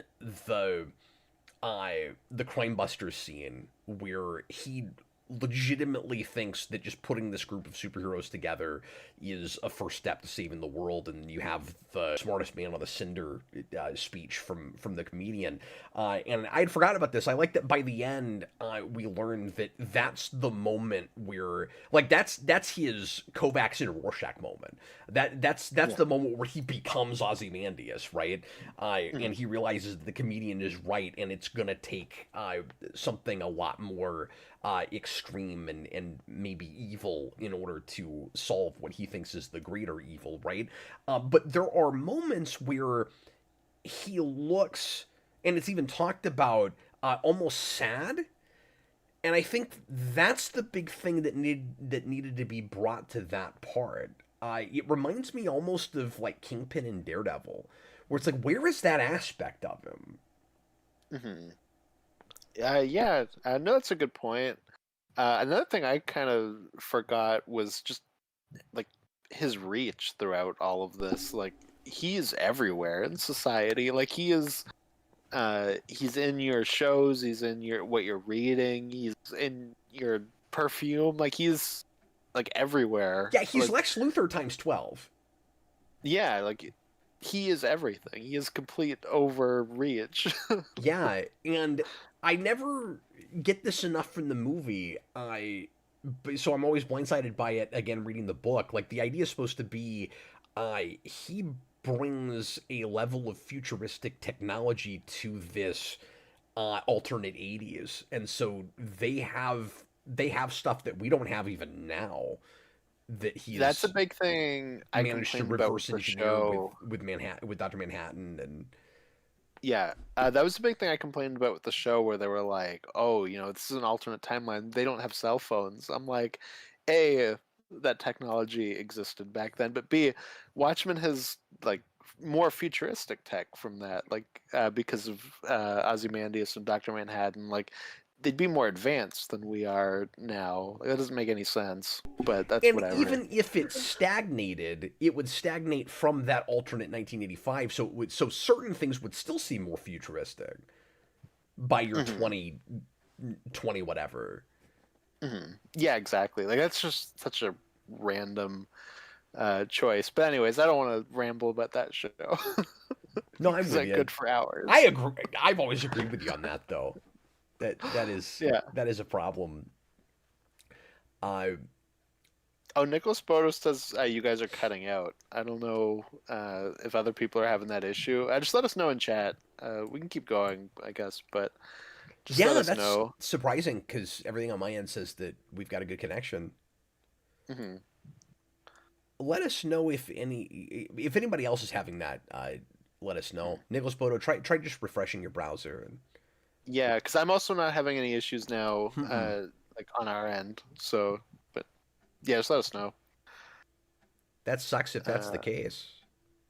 Dan Schneider, we mhm. need Austin to do a full review on the HBO show. The fans want it. Yeah, but you'd have to make him watch it again. He's not going to do that. I don't know. I got to be like 15 drinks in before that happens. That's another thing I'm also kind of I gotta be scared to go Lori at back that to. party when she yells at the comedian. Yes. Something I Okay, latched. seems like people are saying it's okay. Yeah, something I latched on.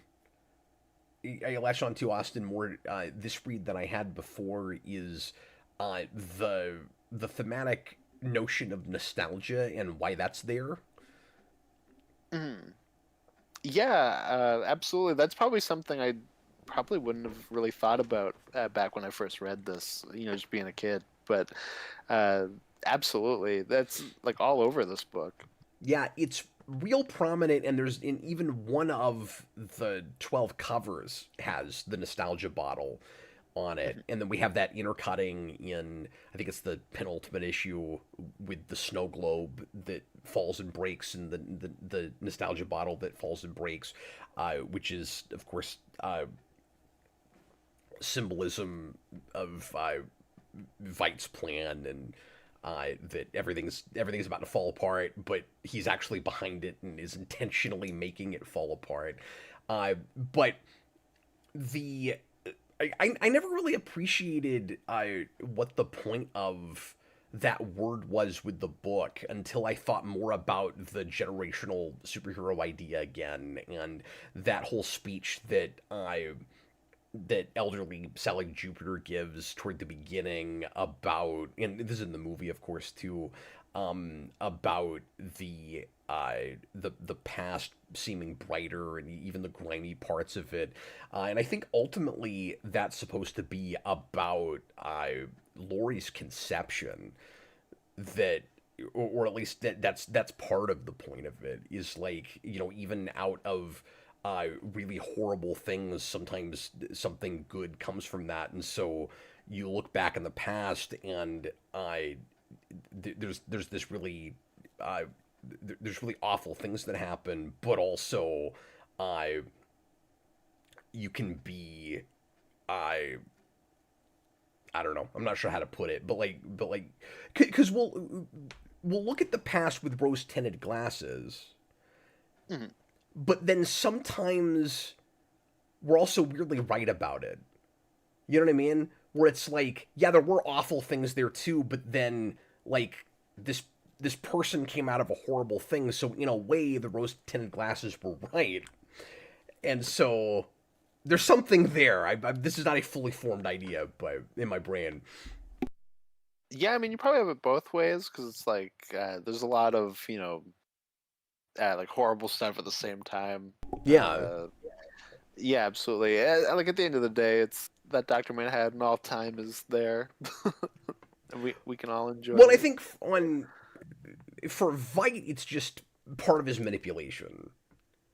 Yeah. Where like, and it's about perception, right? So like, you've got like the way Dr. Manhattan perceives all of time, and then you've got, okay, this has got to be what it is. I think I've landed on it finally. And then you've got Veidt, who is trying to manipulate everyone's perception of time and wants you to look at the past with rose-tinted glasses, and because he's profiting from that, and because he's able to make everyone think that he is the perfect altruistic hero.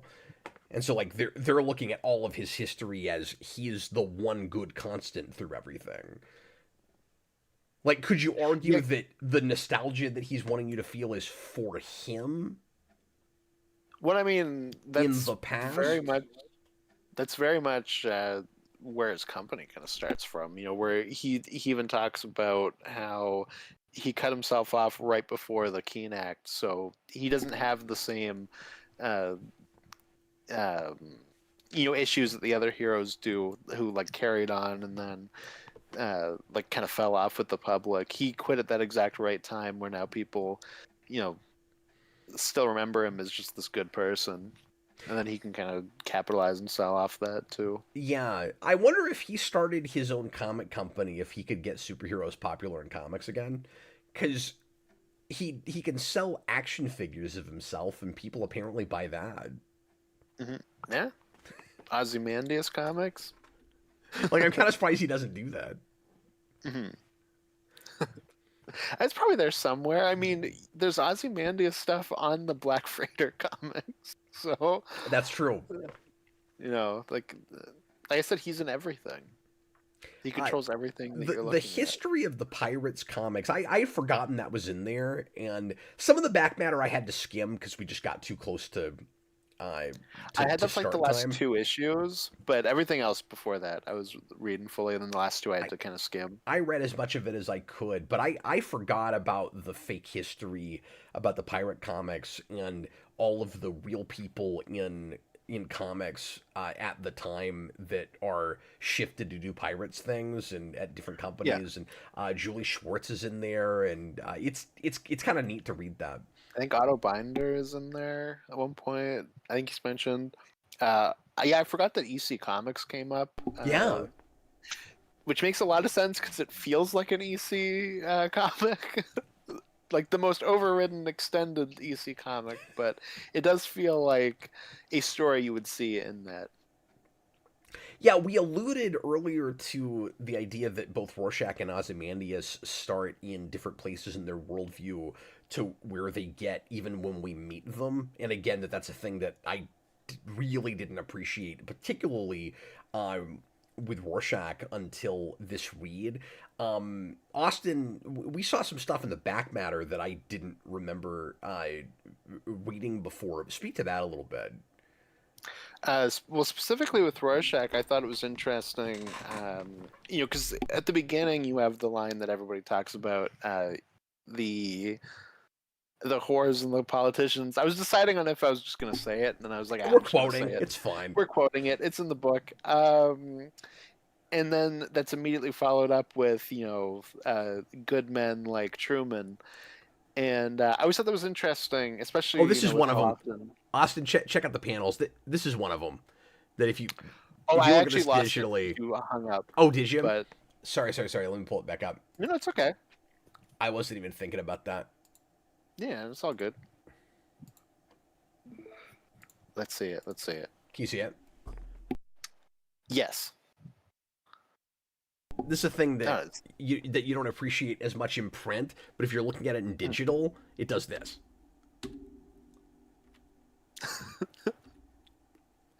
That is cool. It's really cool. And there's a couple Yeah. other. There's another place later I'll show you that does that too, where it's the exact same image but the background changes. Yeah. That's awesome. That is really hard to appreciate one page to that, especially if you have to flip the page over. Like you almost need an ad in between. If you could do this, then you'd get it. You'd be like, oh, that's really cool. But if they're right next to each other, it's not as good. Like You never know. Maybe there was an ad for fruit pies between these two pages. we'll We don't find know. out. I'll find out when I finally drop my $100 and get the issues, because I've never actually read them in singles, and I've got to do that. The next page after this is Rorschach, and he's like, "Herm, I love me some fruit pies." I'm sorry, but yeah, No, talk it's about okay. Rorschach's background. But yeah, a thing I kind of forgotten about was you have a note that he wrote when he was a kid, where he talks about his parents and how he doesn't like his mom and hopes that he can someday meet his dad. And he talks about how like, oh, they used to always fight. Like I know that. And one of the things that they would fight about is my mom hates Truman and my dad likes Truman. And it's like, oh, that's why he thinks he's a good person. It's because he's like, he hates his mom because of the sexual promiscuity and just the ways he was abused as a child. So it's kind of morphed into everything around her, and just this innocuous opinion she has is something that he now decries. And because he doesn't know who his dad is, he looks up to him for that because it's something that he doesn't know. And then that's also where you get the moment where he goes, Truman was a good man. He dropped the nukes on Japan and killed millions of people, yes, but millions more would have died if not for that. And that's a Which paper he is writes when he's a kid, when he's in the exactly, foster care which is system. basically what Ozymandias does by the end. And we specifically compare it to the nukes, of course, Well, in that what last you gotta, issue. yeah, and obviously he has a completely opposite worldview by the end, where Mhm. his whole thing about never compromising is I have these values, and no matter Yeah. what the outcome is, I cannot go against those values, which means we don't kill innocent people no matter what. And I think Rorschach would be so extreme in that belief that he would let the whole world explode rather than shoot an innocent person in the head himself. Like Mhm. that's how far he would go. You never compromise. What I want to know, Austin, is when that worldview changes for him. Like, is it before the moment that he becomes Rorschach, or is it even before that? I mean, like, is it in that moment, or is it even before that? Like, would the Kovacs that fought with Dryberg before he dealt with the horrible kidnapper that let the dogs eat the little girl, would that version have still been okay with Hiroshima, or was that the thing that Mhm. changed it? And like, I want to think maybe that's what it took. Mhm. Yeah, I'm gonna say I think it is. I think it is that uh, the traumatic experience he has that pushes him over the edge. Uh, Before that, he probably would have. It's hard to say. I mean, like he probably would have been at least more likely to go along with it, if not fully go along with it. But Yeah. yeah, because there is also definitely a trail where he's slowly becoming that, and then Hmm. it snaps, right? Like it's not. Well, I think same thing with Ozymandias, maybe. Like Mhm. the narrative, I the literary narrative guy in me really wants there to be those very clear opportunities for change that these characters make, even in their backgrounds. Yeah. Where the place where Ozymandias stops being a pacifist, where he internally decides this is when I'm not being that person anymore, is in that room when he gets that speech from the comedian, and the place where Rorschach says, "I'm no longer okay with killing millions to save billions," is when he can't save that little girl from the guy with the dogs. Hmm. Yeah. Yeah. Exactly. No, I mean that's definitely the way that I read it. Yeah. And I love that both of them have that they start out from the opposite place. When they're younger and when they're more naive, and I partly because I buy that level of extremism from people that had to get there in some kind of really profound or um what's the word I'm looking for? It's getting late and I can't think of words, Austin. Just need Or, somebody tra- to. or traumatic way, right? Mm. But also because those are the two major conflicting worldviews that the book is about, and like I'm always doing, you put those on a scale and then you see where everybody else falls on the scale. Mhm. Yeah, I mean they also both end up killing that person that shakes their worldview as well. Oh, that's a Uh, great point. That's true. mhm. Yeah, yeah, exactly. One a little bit more direct, just throwing him out the window while the other just locks him up and lights him on fire. Um, but yeah, well, and I mean they're both also very much from like kind of their perspectives, if you will, in that Rorschach's very like of the streets, like he's very like low level street level crime kind of guy. He walks into bars and breaks people's fingers to get information, and it's this small crime that does it right. And Ozymandias is a much broader thinker, if you will, in that he's like, I'm gonna save the entire world. I'm like, this is my job. This is what I got to do. And what breaks him is just somebody basically being like, yeah, you can say you're smart all you want, but at the end of the day, you're not doing anything. You don't actually understand people. Uh, they have completely different places, like lots in their world. Where Ozymandias is kind of above that in his ivory tower, if you will, while Rorschach's living in his grimy apartment. Yeah, well, it's forest for the trees. Like one of these guys is about the Mm, forest, one of these guys is about the trees, mhm.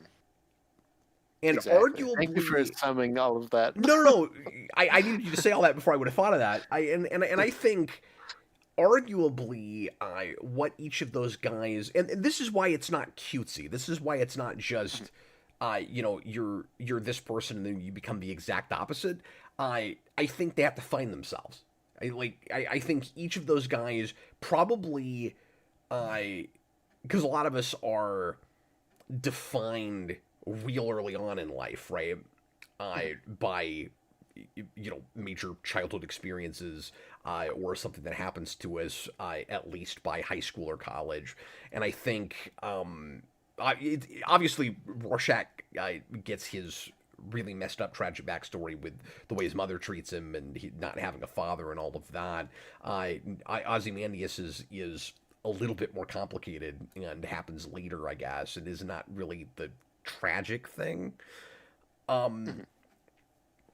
but I think maybe both of them ultimately have always wanted the same thing that they'll want later, but they don't know what that is yet.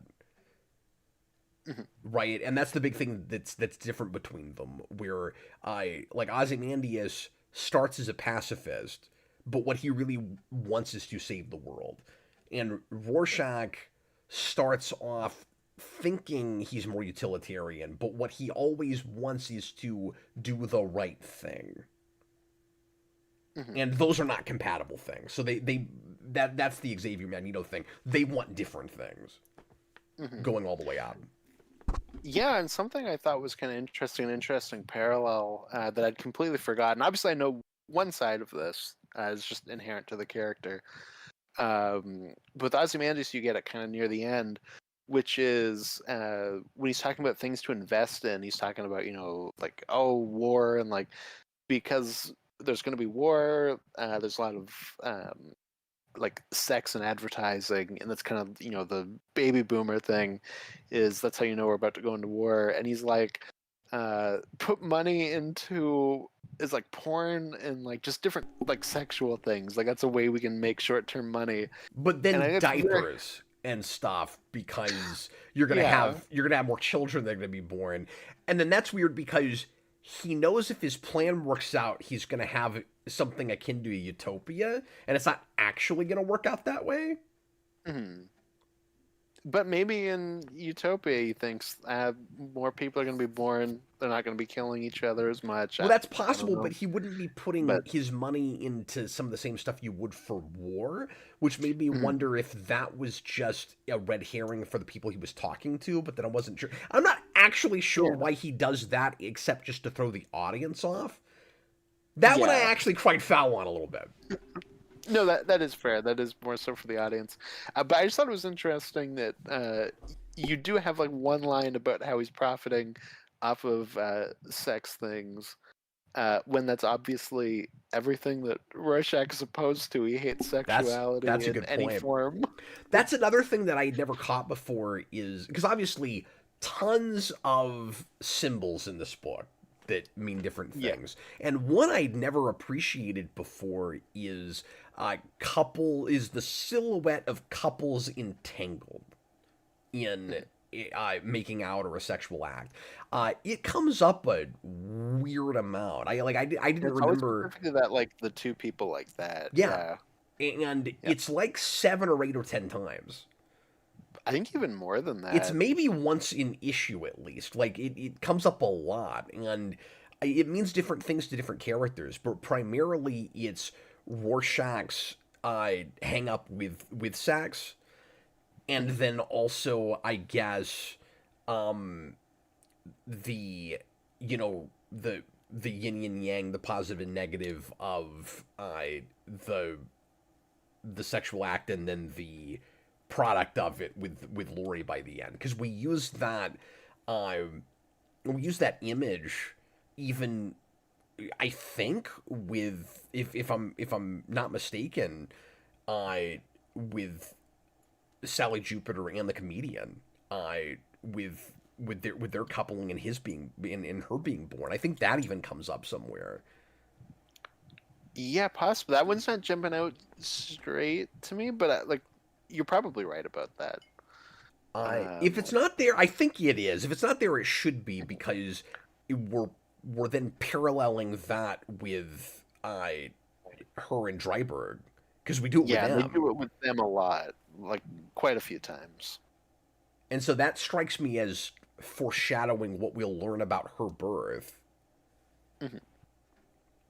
Yeah, yeah, exactly. That's one thing that I maybe like in the movie a little bit more is that uh, Dan actually goes out and sees Rorschach die as opposed to just leaving to have sex. But I'm not sure how I feel about that. I don't know. Oh Uh, yeah, you're right. No, I no, but I've always liked I that moment in the movie, and I especially think I like because that moment in the movie more. That's maybe one place where I'll especially give it because they're a bone. friends and they've made up finally before they get down there, and you want to see the moment where he's devastated to see Rorschach die. I guess you're right. I guess he doesn't even bring it up in the book. No, it's a little awkward because it's like Oh, Rorschach leaves, Dr. Manhattan leaves, and it's very obvious what he's about to do, and then they just go and have sex. You maybe could have had that after. I think you probably should have had some sort of reaction at least to that. I Well, agree. especially because I'm glad you I brought that up. like I like that you have Laurie who very much hates Rorschach and is like he sucks, he's gross, and Dan who's much more optimistic, and then you do have that kind of moment where he starts to break, and then Rorschach actually compromises a little bit, and he's like, "Hey, I'm sorry, I'm just an asshole to you. I'll tone that down a little bit." It's a really nice moment between the two of them. Yeah, no, it's great. Where he's like, I yeah, I can be difficult sometimes, and like he doesn't know what to say. Yeah, yeah, exactly. It's also kind of awkward. Is it too easy, given how much she doesn't like Rorschach, for Dryberg to get her to go along with breaking him out of prison? Probably because she's just modern Alan Moore, just constantly every time he comes up, like, "I scum." Given that, well, and given that, like, she's putting everything on the line, and there's a good chance that they'll go to prison over it. Mm. Yeah, I mean, it is I get probably a the little easy that I get the she's. excuse of the world might end tomorrow, but and I also get that, like, they're a couple now, and they're like she's, she likes him and wants to uh impress him or whatever, but there are a couple places where obviously she makes it clear that she's not happy they're doing that, but she goes, there's no argument, she just goes along with it. Well, especially because he's starting to be won over by the mass killer thing, and she never has that moment. Like once Rorschach comes in, Oh, that's Dan true. also kind of ends up being the skeptic to it because he's not as far, obviously. But between him and Laurie, he's much more willing to look into it at least. Let me ask you this kind of big Yeah. question, Austin. Do you think that Ozymandias's plan is at all too convoluted? Given that part of the point of it is to be convoluted, like he thinks he can convince people of it more easily if it's as wild and out there, and then of course gets a lot of people off his trail, and like because when I first read it, I thought it was way too overly complicated, and I think I'm won over on it now. Yeah, I mean, I think it has to be overly complicated just dealing with the Dr. Manhattan of it all. You could poke a million holes, uh, into the book through stuff like that. But um, overall, like, do I think it works in the book? Like, yeah, like I'm not really questioning it from moment to moment. We'll talk about the change for the ending with the movie on Friday. I don't want to get into that right now. No, because I have a lot to say about it in the Yeah, movie, and it's better served there no, I'm because it's sure. more the Yeah, movie and side. But I yeah, don't really want to repeat ourselves when we get to Friday.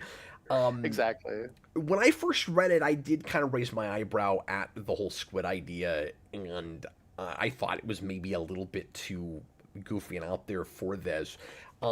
I like it a lot better now than I used to, and part of that is because just simply in doing this, I like real serious deconstruction of superhero comics, you've got most of the other major aspects of those kinds of stories, but you didn't do anything with aliens, and that's a way to Mhm.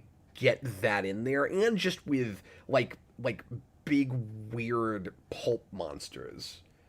Like it would be weird not to have that represented in any way, because with Manhattan, like you don't have straight up magic because that just wouldn't fit with this. But Doctor Manhattan gives you a bit of a cheat where you kind of have it. Hmm. Yeah, I think what helps too is that once you know that, like, it is seeded throughout the book. Like, there is a lot of talk about Yeah, that. And another example for how Ozymandias, as they live and he controls everything that you see, is that he has programs on TV gearing you up to be ready for this existing. that's Where he true. has people on TV being like, yeah, well, we found scientific backing proving that there's like interdimensional areas, and there could be beings that live in them, and they're Vite run shows. Like, he's the one that's put this up. Yeah, he's just the most amazing mass manipulator in comics, Austin. He's scary. The one thing that's well, and also the only thing I'll say in comparing it to the frame up plot in the movie is this is certainly scarier.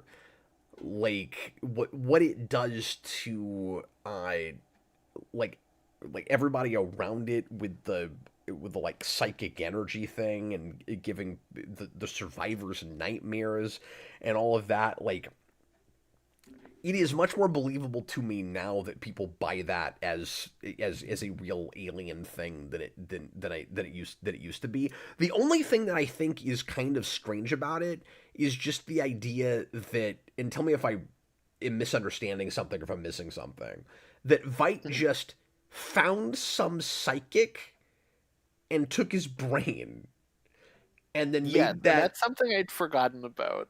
that that's the one kind of almost too out there idea for this. Only because the only other supernatural thing that we know of in this universe is Dr. Manhattan, which was a freak accident thing. And you're telling me that in this universe that's supposed to feel like again, it's heightened but a somewhat grounded reality where things like this are possible but very few and far between, there's psychics.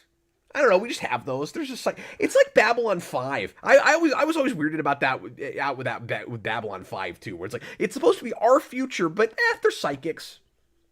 We never found them before, but we just have them. We have psychics. I think there might be some explanation for that in that show, and I can't remember what it is. But I always thought that was weird. And in this, it's like, yep, they're psychics, I guess. And Veidt just found one and stole its brain. It stole his brain. Okay. Well, you see, Cap, just as Eric once explained that Ghostbusters 2 makes sense to Dan Aykroyd because to him, all these kind of ghost things are happening all the time and nobody believes it. So of course that would happen with the ending of Ghostbusters. Just like that, Alan Moore's like, no, of course wizards exist. I am one. Oh, okay. Explain that. Sure. No, but it does make me want to see what like Moloch looked like back in the day, because we know he was like a magic themed villain, and he's like a weird elf looking man. That's true. So like it does make me want to he see. He probably like, wasn't doing real magic.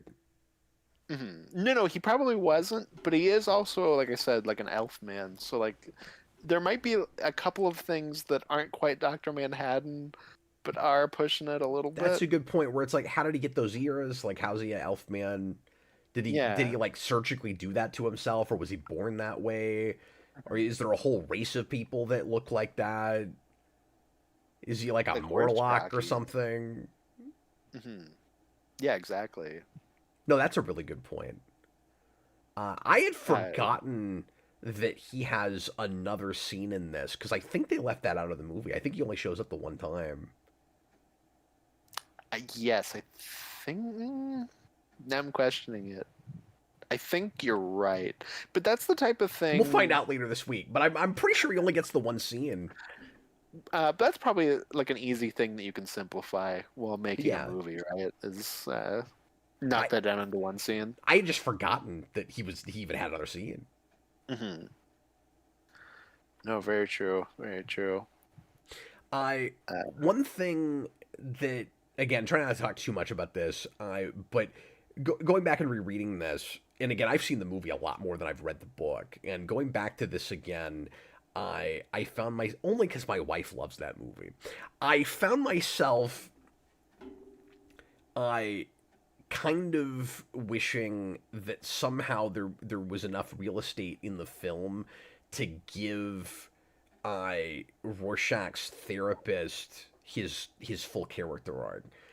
Because I forgot how far that went, and that he has an honest-to-God arc, and he is pretty sympathetic and likable by the end of this. And interestingly, ends up kind of sharing Rorschach's worldview. That whole thing is great, and if you're going to include him in an adaptation at all, I feel like you got to have all of it, or you shouldn't even have it. He's the original Harley Quinn.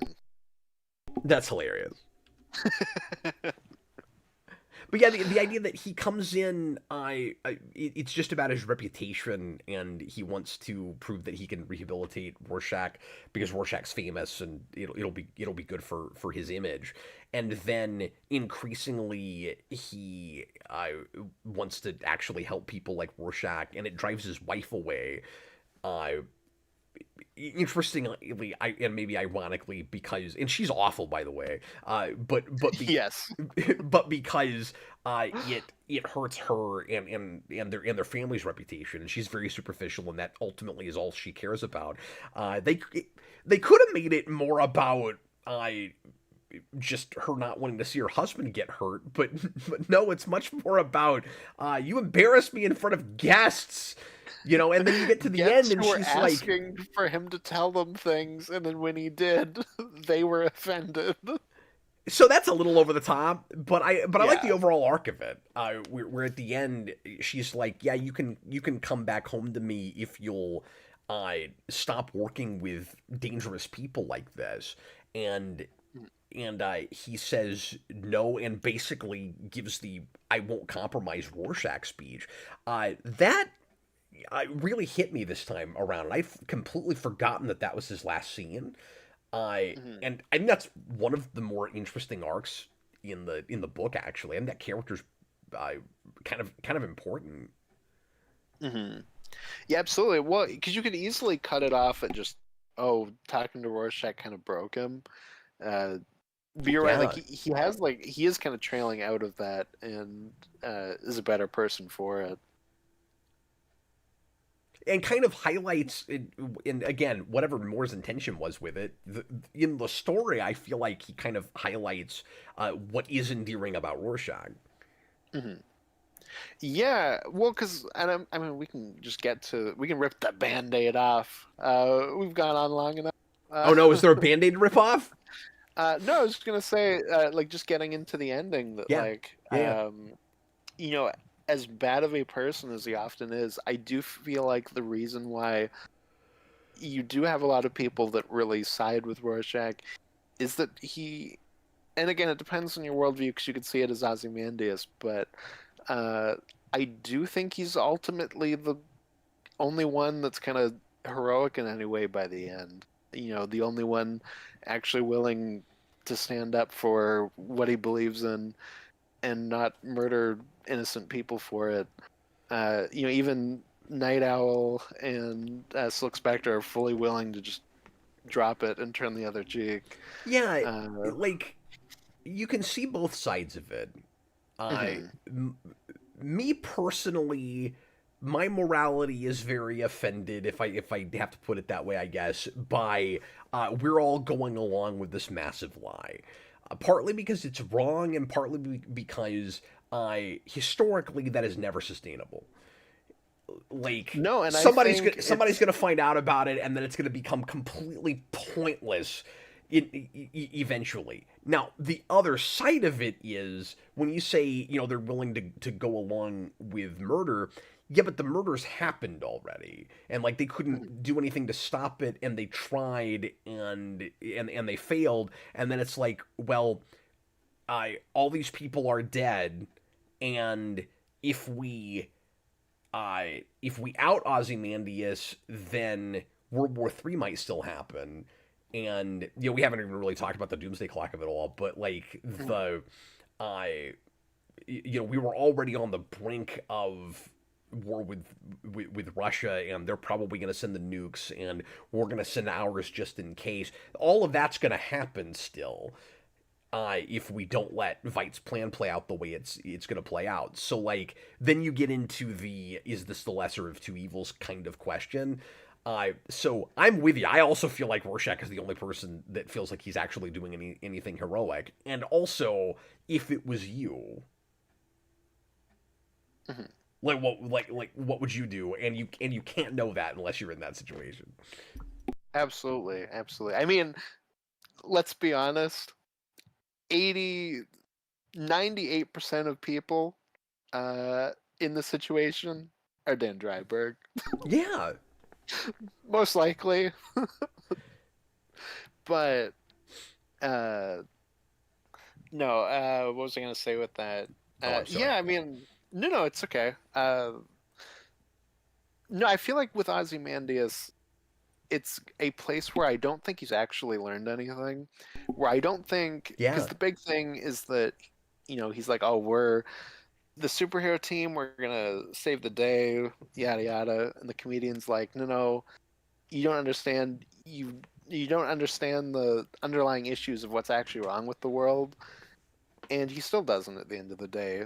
He hasn't fixed any of the things that caused any of this to happen. He just went, "Hey, look Yeah, over there." and That's and kind of he all he keeps does. That's all his plan and he is. keeps saying it's all about now finding the root causes because all he was doing was treating symptoms before, but that's still what he's doing. Because if you can't Yeah. change hearts and minds, it's not sustainable.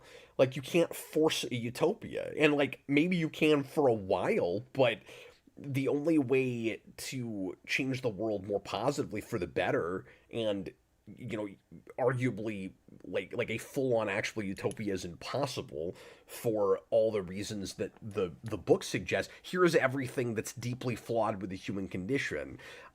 You're not going to change people completely at their core. Can we slowly become more enlightened and start changing things? I'd like to think we can, hopefully. Historically, we've not seen that, and it's been what the book says at the end, which is everything, uh, like nothing changes, everything keeps happening, is basically that point. Hmm.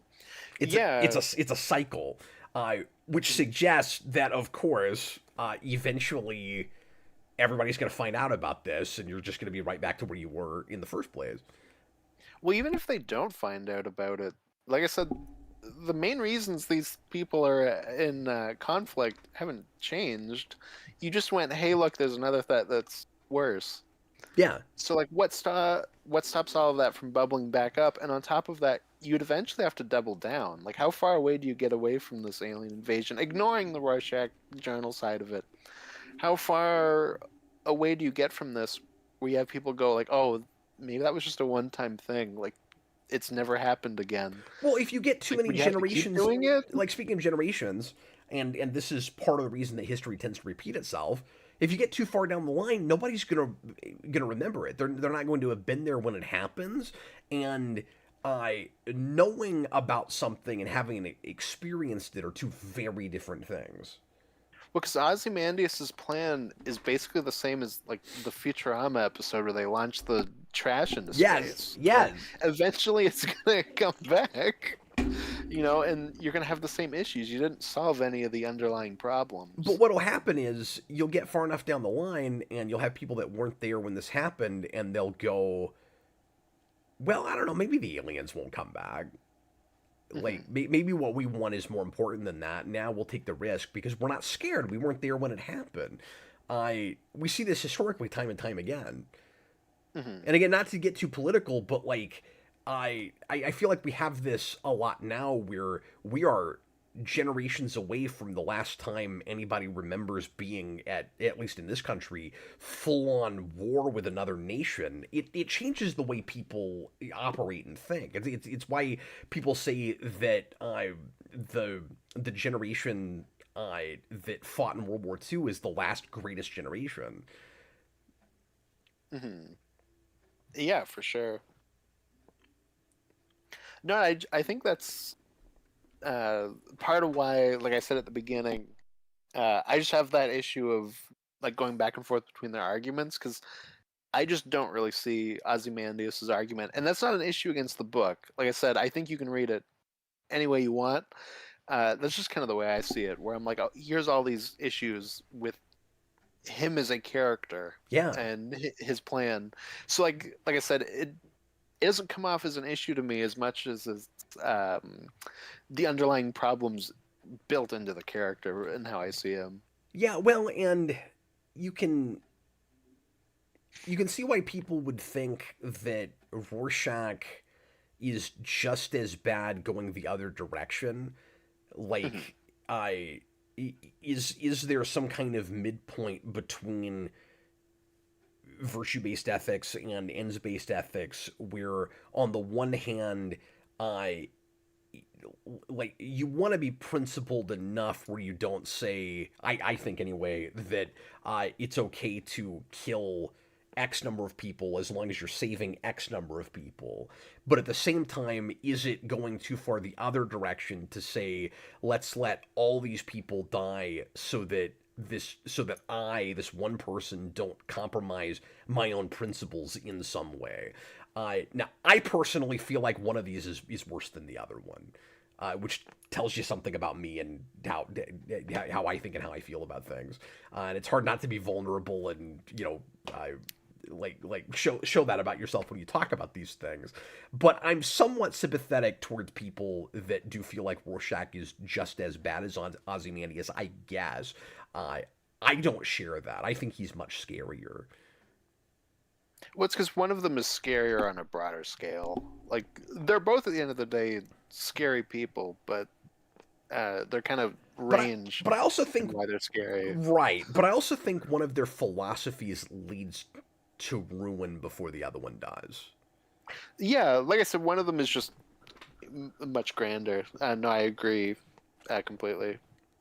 Nicholas Bodo also asks us if he says, "Do you find it interesting how Veidt is both a sociopath with delusions of grandeur, while being a lonely person trying to achieve an unattainable dream at the same time?" I feel that's probably a good question to answer Yeah, while we're no, talking no, about this. that's good. I mean, these kinds of things usually come from a personal and selfish place to some degree, some sort of a Mhm, personal insecurity. I mhm, and it's interesting. He's this wasn't intended, I'm sure, but you could also see him as an analog for Reed Richards, right? Um, where you have particularly like way later in Ultimate where we make him the Maker, where you have a character that's almost too smart for his own good, where he starts to get. And it's interesting comparing him to Dr. Manhattan because Ozymandias, in his way, also gets really detached from his own humanity, where he mhm. gets so utilitarian and is so concerned with saving people, and to the point where he doesn't care about a person, Mhm. if that makes When any it's sense. it's interesting because obviously we have various degrees of detachment, right? You have Dr. Manhattan, who's detached because he sees everything all at once. And what is the point of the individual in that case? And then you have Rorschach, who's very detached because he's seeing how messed up the world is, and he sees black and white out of that. And then you And because nobody have else seems to, everybody else seems willing to compromise in some way.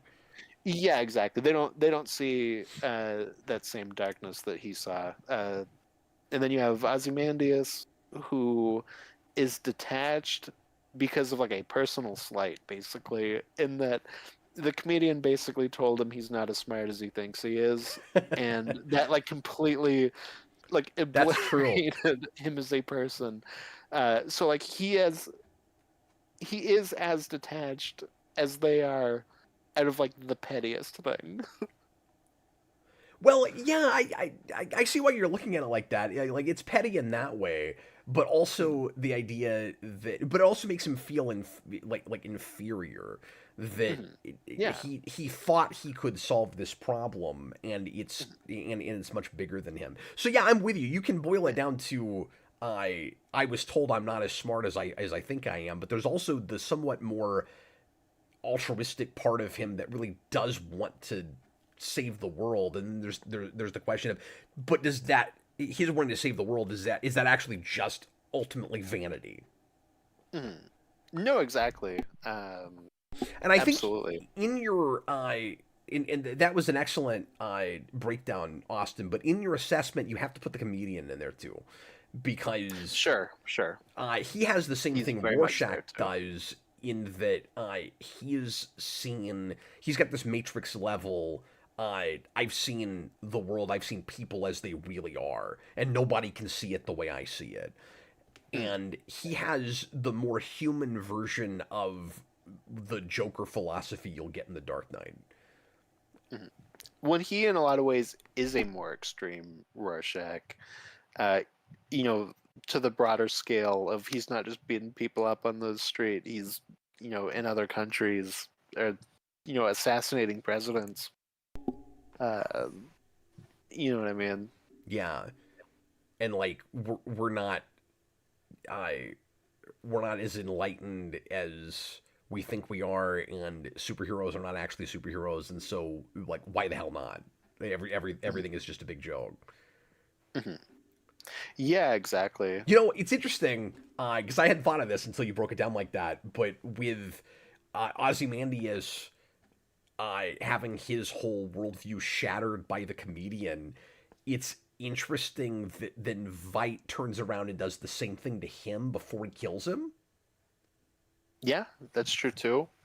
With his whole I thought I got how the world was a joke, but it's way worse than I realized it was, and like that shatters his whole worldview. Mhm. And when you're talking about like pettiness, I I don't think Ozymandias does that part of it on purpose, but like he'd probably, if he saw the comedian in that moment, Mhm. he would probably appreciate that he got his comeuppance on him in that way. Mhm. Yeah, exactly. Uh, no, and then obviously, in terms of the scale, Rorschach definitely looks up to the comedian to some degree as well, Yeah, that's as true. opposed to Vite, who's on the complete opposite side, where he's basically like, the comedian's a Nazi. I And that hate him. and that's the place where I start to lose some of the sympathy that I have for Rorschach, where it's like, no, the Oh, sure. Like I comedian say, is he's still not a great person. screwed up. Yeah. Do you know about the part where he shot the girl that he knocked up in Vietnam while she was pregnant? Like, did you know about that part? Because do you know how he got that scar? Well, that's interesting. He's got a. Do you know how I got the scar story? And it looks like he's half smiling. That's Yep. interesting. Anyway, let me read some super chats. Killermouth returns. But guys, how does this tie into Doomsday Clock?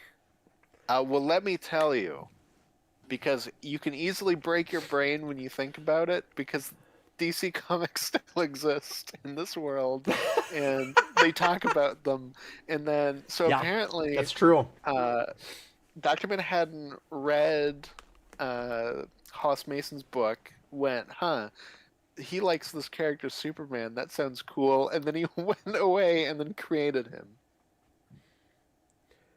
Is the idea in Doomsday Clock that the DC universe is created by Doctor That's Manhattan? always what I've heard. I Is don't. that I what it don't know. I is? haven't read it. I haven't read it because Dude, it's I've said Doomsday this Clock. before, but I have tried to get past the second issue like 5 times.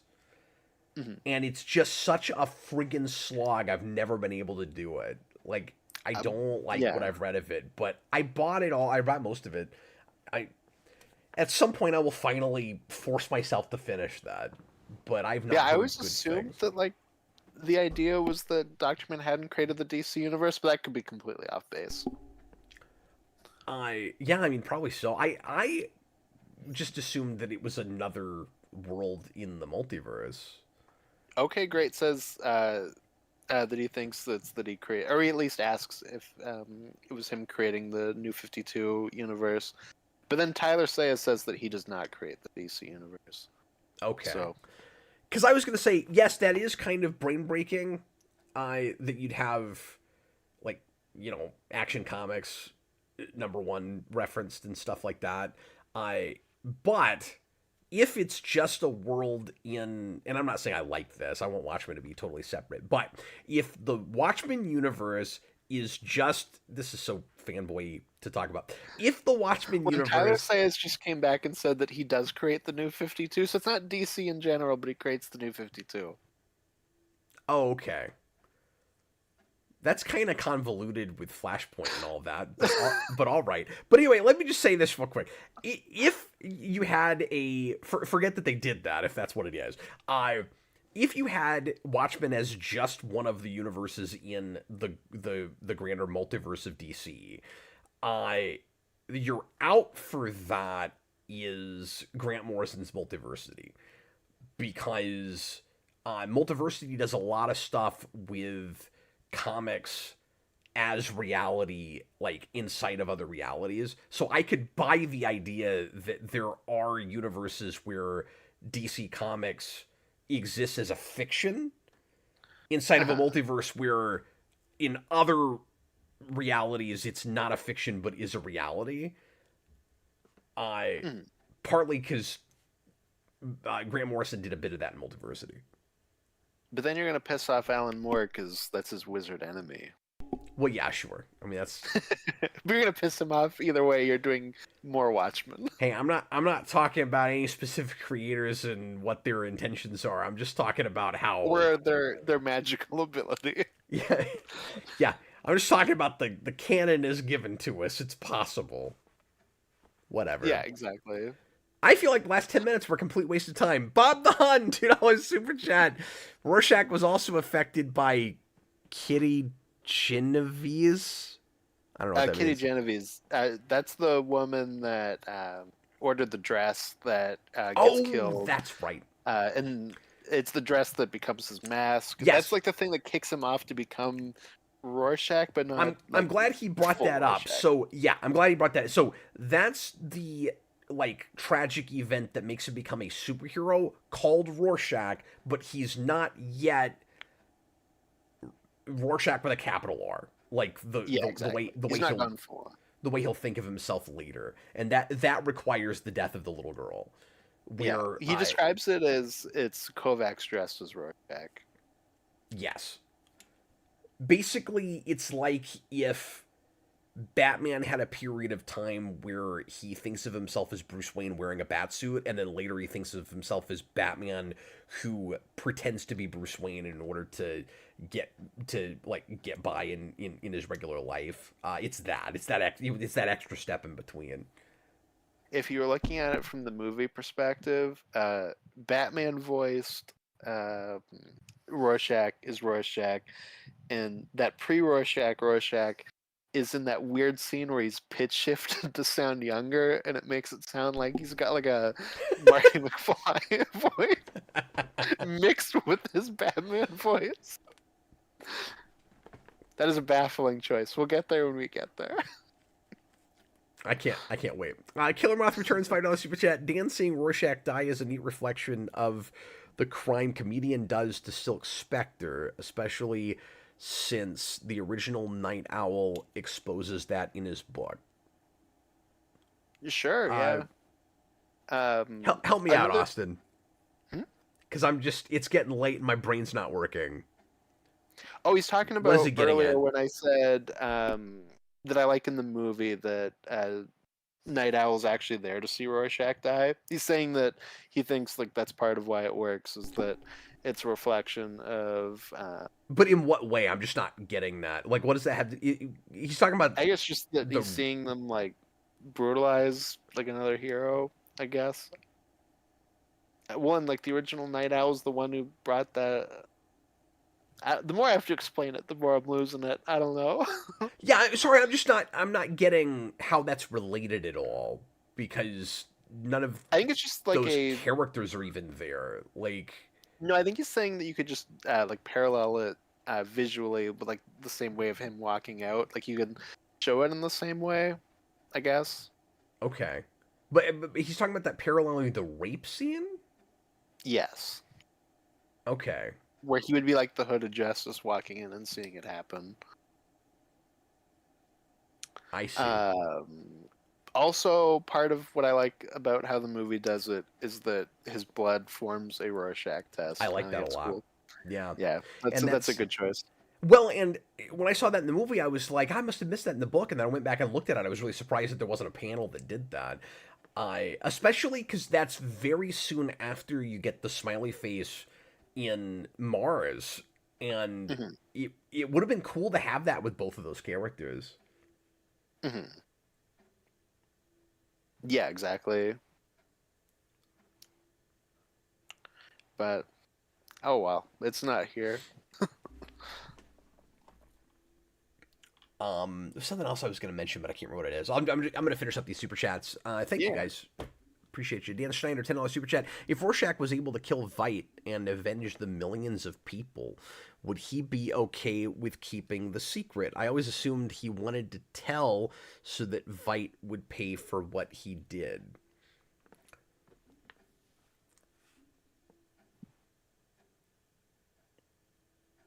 Yeah, no, I don't think so. Yeah, I mean, I wouldn't think so either. I think he would still go back and say, this is what happened. I think it's simply about Rorschach's idea of right and wrong. Lying is bad. I think it's that simple. Mhm. Yeah, no, I agree. You know, he doesn't like it when people like break the law, except in um pursuit of justice. So like no matter what the law is, he's gonna brutalize you for breaking it. He would just dump his body at a police precinct with just the word squid on him. No, no, he would. That's what the old Rorschach would do. The new Rorschach would just kill him because he used to let them live. And he doesn't do that anymore. No, I'm saying like when he kills the guy and it just says never on him when the Keenax pass. Yeah, that's true. Just squid. Oh, right, but it would be a corpse. Yeah, yeah, it would be his like dead corpse. Oh, I see. I thought you meant that he would just deliver him to the cops. I'm like, no, that's old Rorschach. New Rorschach just kills him. Mm-hmm. No, exactly. Hey, let me. I also love in Sorry. that sequence. No, I was gonna say I also love in that sequence that, like, as he's talking, you can just see Rorschach in the background, like, constantly trying to fight him more. I think it's very amusing. It's like that in the background gag of him always stealing things from Night Owl. That's also really amusing. Now, Dan Schneider wanting Veidt to pay for what he did is certainly part of it. Mm-hmm. Like, yes, he wants that, but keeping the secret would still be a compromise. Mm-hmm. Yeah, exactly. And I mean, I don't think, you know, he would kill kill a criminal and then like have it wiped away so there's no evidence that they did the crime. Like I think he would still want that out there. Yeah, that too. Well, why else would he keep a journal? Mm-hmm. Well, that's how much he cares about the truth. Mm-hmm. Is what I'm saying is he wants it documented. documented. Would be would Dan and Laurie be more likely to go with the lie if they had somehow killed Ozymandias? Yeah, I think they still would, because I don't think for them it has anything to do with anything except trying to stop nuclear war. Mm-hmm. Yeah, but and that's still going to happen regardless of whether or not Ozymandias is alive. But this is saying that he gets killed during that fight, right? So, I mean, I guess you could argue maybe Rorschach somehow kills him after he's convinced everybody, but I was thinking like it's before that. So I don't know. I guess it's just semantics, but yeah, like I just don't know what the details of this would be, but yeah. But like yeah, exactly. the point of but regardless of whether Ozymandias is alive, the point of keeping the secret would be to I'm not sure what the scenario would be where that's no longer a problem. Mm-hmm. Yeah, I was just thinking it was more so before he convinces them. So it's like before he convinces them of what? What are we talking about? Of going along with the lie. So they don't have that like they have their initial gut reaction of oh my god, look at this horrible thing you did. Right. Like I said, it depends on when they kill him. But if he died right after that, they'd still be like, well, God, if we tell everybody now, we're just going to be right back to DEFCON 2 again. Mm-hmm. Yeah. Yeah, I'm not sure. I just think that's the entire motivation. Mm-hmm. And from Ozymandias' perspective, that's him proving himself right to them. Because if they go along with it at that point, that's the whole reason he did it, was to be the new, more permanent nuclear deterrent. And then the really naive thing on his part is, why does he think that's going to last any longer than Dr. Manhattan? And Dr. Manhattan would have lasted longer if he just didn't find an excuse to send him away. Mm-hmm. Yeah, absolutely. That's always been the big flaw in his plan for me, is he really thinks the squid thing is a more sustainable nuclear deterrent than Dr. Manhattan, who seems to be immortal and who was gonna stick around, except you found a way to force him off. Like, maybe Laurie would have left him eventually, and then he would have done the same thing, but Ozymandias wouldn't have known that. Unless he, like, saw in, like enough, like chinks in their relationship that he's thinking, but I don't think this is what it is. That he's thinking, okay, eventually she's gonna run him off. He's not gonna have any reason. Like, he's playing 5-dimensional chess. He's no longer gonna have any reason to be on Earth anymore. He's gonna leave, and then we're gonna need a new nuclear deterrent. You'd almost have more sympathy for his plan if that was the reason he did it. We'll get into that in the movie because I think that changes the worst thing ever. But we'll get into it. We'll see if you can convince me of it. Because yeah, it makes no sense. I think I like it less than I used to, but I gotta see why you think it completely falls apart. Yeah, because we could be here another hour. Sure, there's some thematic things about it I like. Yeah. I'll get there. Let me ask you, because when you said earlier you thought the ending obviously only went one way, I thought you were gonna talk about whether or not people buy Rorschach's journal in the Crank file. Oh, okay, yeah. So that part I've never been sure where I land on. I could see that going a number of ways. Like, when I say it only goes one way, to me, it's more so just the broader. Yeah. Like, I don't think his plan ultimately works, and I don't think Rorschach's journal even matters in that. Like, I think there's too many flaws, like I kind of laid out earlier. But well, yeah, at some point it has to fall apart. But I think the journal could matter if, like, it got published and people believed it, and then that made the shift happen faster than it was going to. But for me, the first time I read it, I thought, like, okay, maybe by, like, next week everything falls back apart again and the Russians are about to nuke us. But then I remembered that there's a line, I can't remember who has it, about how I think it's Ozymandias, about how Rorschach is not a reliable source of information. Like, nobody believes him, nobody trusts him, nobody likes him. And so, yeah. And also, so it's two things. He's not a source of information that anybody is liable to listen to or believe. Neither is the New Frontiersman.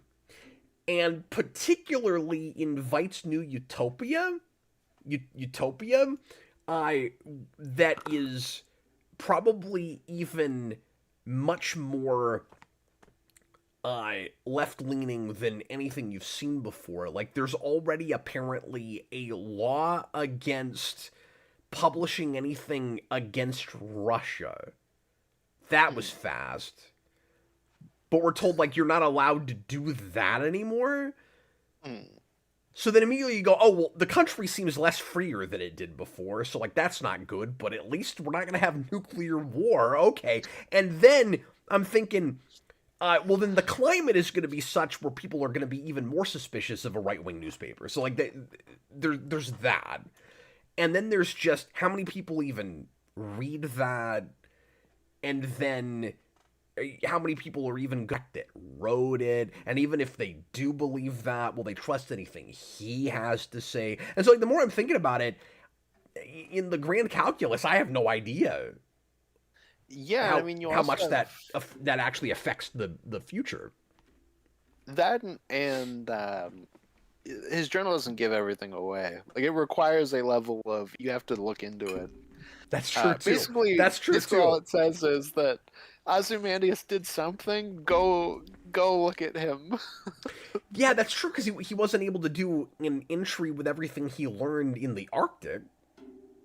Yeah, so, like, there's no actual connections to him in the squid in that, but there's things that would then connect him if you were to look into it.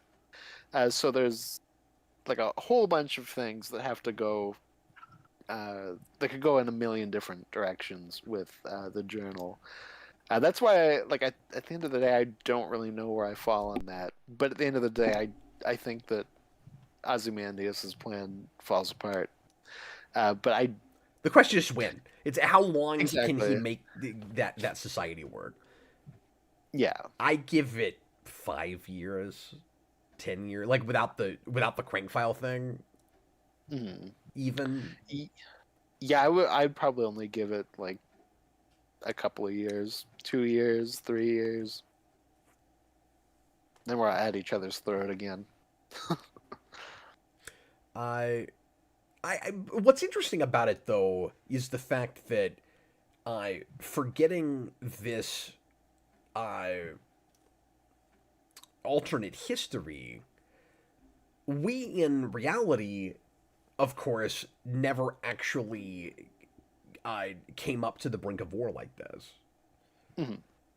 Like in reality, it never actually happened, and Yeah, so I guess I that makes Doctor Manhattan the worst idea ever in hindsight. Because Dr. Manhattan is the nuclear deterrent that stops both sides, and then if he leaves, they look at it differently and they feel like somebody's got to start first. But if you never had him, it turns out we know, at least up to the wall falling, that nobody ever pulled the trigger. So yeah. that's interesting. It was all his fault. It's just that Alan Moore in 1985 can't know that that's never going to happen. Mhm. With looking at it in hindsight, with somewhat revisionist history, it makes the book look very anti superhero. Like just superheroes as an idea is a bad thing to do. Mhm. Yeah, or just I don't know, overly worrisome. But I mean, hey, it it led to this book, and we dig it. So Schmackers love for $5 super chat. Hey, Austin's about to fall asleep. no, Watchmen I'm good. versions of the Charlton characters exist in the multiverse, like where Question is like Rorschach and Blue Beetle is like Night Owl. That makes sense. That's somewhere. Yeah, I don't know what books those are. Yeah, I'm not sure. I'm sure Steve Ditko is very happy about that. I mean, at least it's not main continuity. I Guys, Yeah. let me know if I missed any super chats. I think I'm caught up now. Yeah, I think you hit all of them. I Let's go ahead and finish up. Austin, I are there I mean, people sometimes complain about how wordy this book is. Is there stuff that like slows you down or makes you want to skim over? Do you have what I do with Black Freighter? I just cannot read all of it. Uh, hmm. Okay, so How much did you skim of it this time? Is what I'm asking you. not at all, not at all. Wow. Okay, because I'll admit Uh, I did. I can't do it. no, I actually have more of an appreciation for Black Freighter now because of how much I like EC Comics and how much I was again overridden EC Comics, and longer than that would be. But just kind of looking at it on its own now, being like, oh, that this is kind of an interesting story that I could see one of those books doing. Okay, that And makes I sense. appreciate it for that aspect. I guess some of that stuff at the newsstand maybe goes on a little bit long, but at the same time, I also read from issue 4 to the end Yeah. all today, so it's like, would I feel that way if I were able to space it out a little bit more? Like, did I start to feel that drag a little bit near the end because of that? Or would I just have that rereading the book in general? I don't know. I couldn't tell you. Some of my problem is the intercutting, Sure. where it keeps getting Yeah. in the way of progression of story, and I don't know if you put a lot of it together if I wouldn't also skip it. If it wouldn't be just my eyes would glaze over and it's hard to read through. Like some of it, the point is how it's paralleling and what it's what you're actually reading, and metaphors of the bigger ideas. But there's a part of me that kind of wishes it was just another um Like back like material back part. matter thing instead of interrupting the book. I was thinking about it this time, how kind of interesting or maybe strange it is that it starts in like issue 3. Like we don't start with it. It's not every issue. It just comes back here and there, and it starts like a little bit into it. Yeah. I thought that was kind of different. Like you wouldn't try to work it into every issue or have it from the get go. Yeah, that is kind of curious. Yeah, It does seem not that a that's like little. an issue with it. I just thought It's that was not, but it's an interesting choice considering yeah, how totally calculated everything else feels yeah, exactly, structurally. exactly. Hmm. Like, I'm not saying No, Black and Freighter feels like an afterthought, but it is weird that it's a few issues in. mhm. It makes me sorry. It Herm. makes me want. It makes me interested to know what it was like reading it back then, where it's like, oh, like where's this stuff gonna go? Like where, you know what I mean? Like month to month, reading Black Freighter. Yeah, yeah. It did make me want to know what that perspective was like. But I think at the end of the day, and I think Nicholas Bodo just brought this up, that stuff ends up working for me as well because of the ending with them. That we get more people on the street in New York when we have that, like the squid attack. Yeah. Well, I appreciate that there's so much world building just everywhere, and that you get like real, actual citizens that you keep jumping back to, and they feel like real people. Yeah, exactly. And some of So them for are people that that you've met a aspect as lot, well. like you Mhm. keep going back to, like the guy that runs the newsstand. Yeah, yeah, and there's like the couple of regulars that we see that keep popping up. I had forgotten that that a lot of the back matter actually isn't under the hood. I always remembered that as just that keeps going, but you only Mhm. get two sets of chapters of it, and then it's different things, or maybe three, I think it's and then it's 3. a bunch of different things after that. Mhm. And I Yeah, for don't know some why I reason I forgot thought about it that. came back near the end. I knew it was only a couple of them, but for some reason I thought it was like maybe like the first two and then something else, and then maybe it comes back. So I did misremember it in that way. Yeah, I don't know how I missed some of But those. I mentioned that I wanted to bring up Saturday Morning Watchmen. I did not remember that there's a reference to a Saturday Morning Watchmen show in the comic. mhm. Did you catch it?